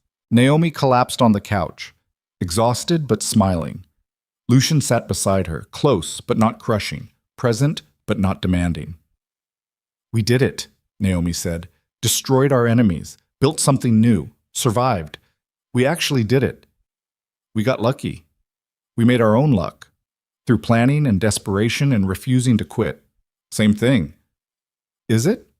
Lucien thought about the last 3 months, everything that had happened, everything they'd survived, everything they'd built. His mother in prison, 2 major crime families destroyed, Seoul's underworld restructured completely, a new empire built on intelligence instead of violence, partnership with the woman he'd loved and lost and found again.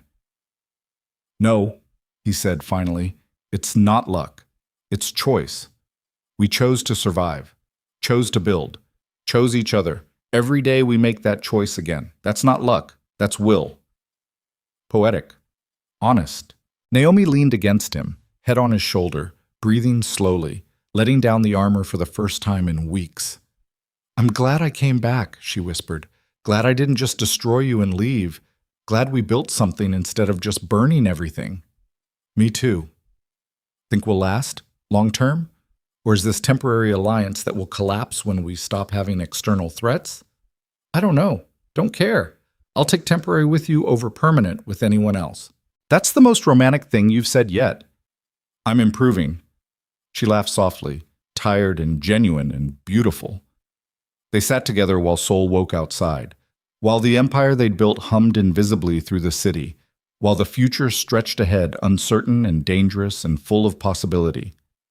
3 months ago, Lucien had been a weapon, his mother's tool, forged for empire and soaked in blood. Now he was something else. Partner. Builder. Man who chose love over power and survived the choice. 3 months ago, Naomi had been driven by revenge, built for destruction, carrying 9 years of anger like armor. Now she was something else too. Partner. Builder. Woman who chose partnership over vengeance and discovered it was more satisfying. They'd destroyed worlds to find each other, broken empires, betrayed families, created chaos across Seoul's underworld, and somehow, against every reasonable expectation, they'd survived. Not intact. Both were scarred, broken in places that would never fully heal, but alive, together, building something that might outlast them both. "I love you," Lucien said into the quiet apartment. "In case I don't say it enough. I love you." "I know," Naomi replied. "I love you too, even though you're difficult and stubborn and jumped through a 30-story window like an idiot. That window jump saved our lives. That window jump gave me 3 heart attacks. Worth it." Debatable. But she was smiling. He could hear it in her voice. Outside, Seoul continued existing. Millions of people living normal lives, working normal jobs, loving normal people, never knowing that empires had collapsed and reformed in their shadows, never knowing that 2 broken people had chosen each other over everything else and called it victory. Maybe that was how it should be. The best revolutions were invisible. The strongest empires were the ones nobody saw. Lucien had spent his whole life building visible power. Now he was building something different, something sustainable, something that might actually last. And beside him, sleeping now, finally peaceful, was the woman who taught him that destruction and creation weren't opposites. They were stages in the same cycle. You destroyed the old to make space for the new. You broke yourself to rebuild stronger. They'd broken everything. Themselves. Their enemies. Seoul's entire criminal structure. And from that breaking, they'd built something unprecedented. A criminal empire that didn't rely on fear. That operated through intelligence and cooperation. That made crime less violent by making it more profitable. It wouldn't last forever. Nothing did. Eventually, law enforcement would adapt. Eventually, someone would challenge them. Eventually, the cycle would break again. But for now, for this moment, they'd won. They'd survived. They'd chosen each other, and that was enough. Lucien carefully adjusted Naomi's position so she was more comfortable, covered her with a blanket, watched her sleep for a moment. This terrifying, brilliant woman who'd crawled out of hell to destroy his world and ended up saving it instead. Then he stood, walked to the window, looked out at Seoul one more time. The city glittered, beautiful and brutal, indifferent to the humans trying to control it. It had existed before Lucien Kane, before the M family, before every empire that thought it was permanent. It would exist after Lucien and Naomi too, after whatever they built collapsed, after the cycle turned again. But while they had time, while their empire stood, they'd make it mean something, make it better, make it proof that people who'd been broken could build beauty from wreckage. Lucien touched the window glass, cold against his palm. Solid. Real. He jumped through a window like this 3 months ago, falling 30 stories, convinced he was dying, survived by luck and stubbornness and refusal to quit. Same way he'd survived everything else. Same way he'd keep surviving whatever came next, because that's what survivors did. They refused to die. They adapted. They built from nothing. They chose the people worth fighting for and fought until the world broke, or they did. He'd chosen Naomi. She'd chosen him. Together they'd chosen survival over surrender. And Seoul, beautiful, brutal, indifferent Seoul, would have to accept what they'd built. Because they weren't going anywhere, not anymore. They'd come home, not to the soul of empires and violence, but to something new, something they'd created from chaos and choice, and the stubborn belief that love was stronger than power.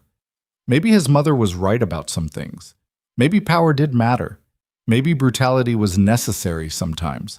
Maybe there was no escaping the violence that built empires. But his mother was wrong about the most important thing. Love wasn't weakness. Love was the thing that kept you fighting when power failed. Love was the thing that made survival worth the cost.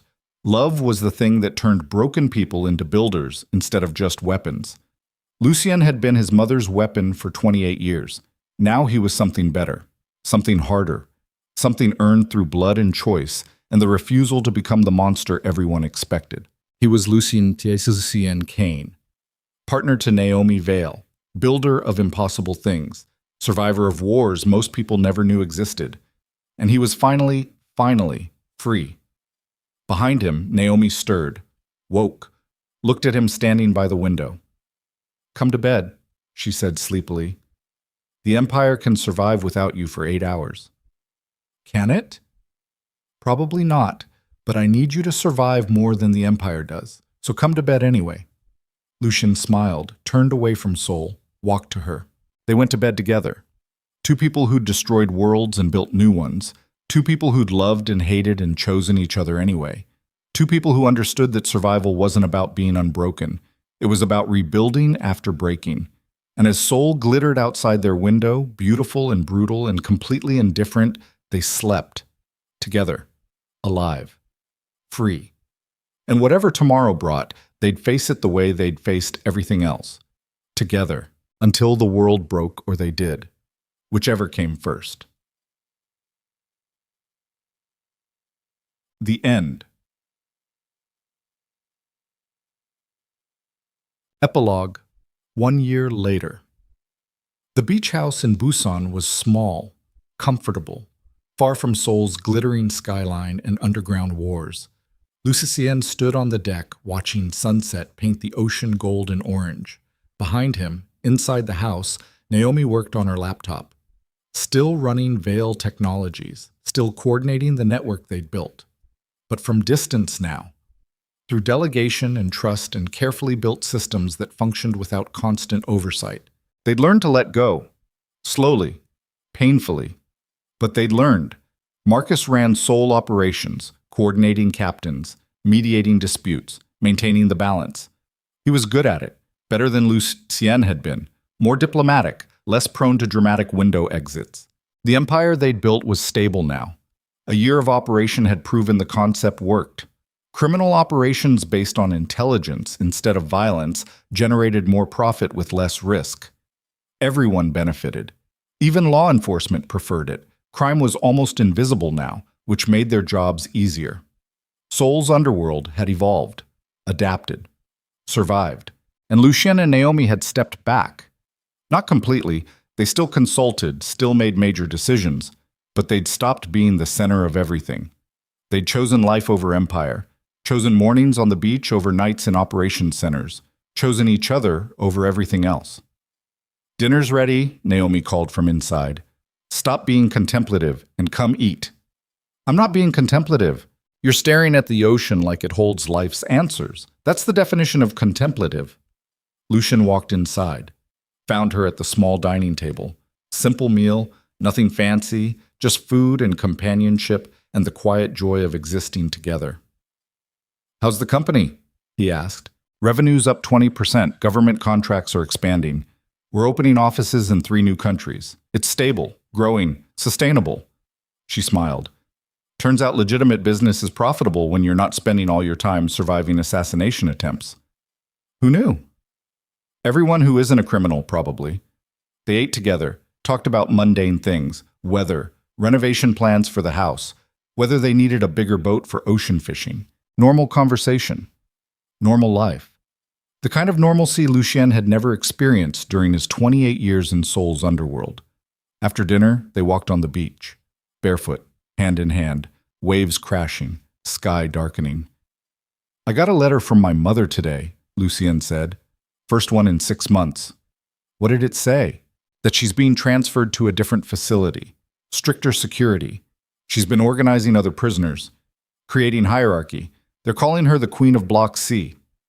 He laughed despite himself. "She can't stop building empires, even in prison. Some people are just wired that way." "Are we? Wired for empire?" Naomi considered. "I think we were.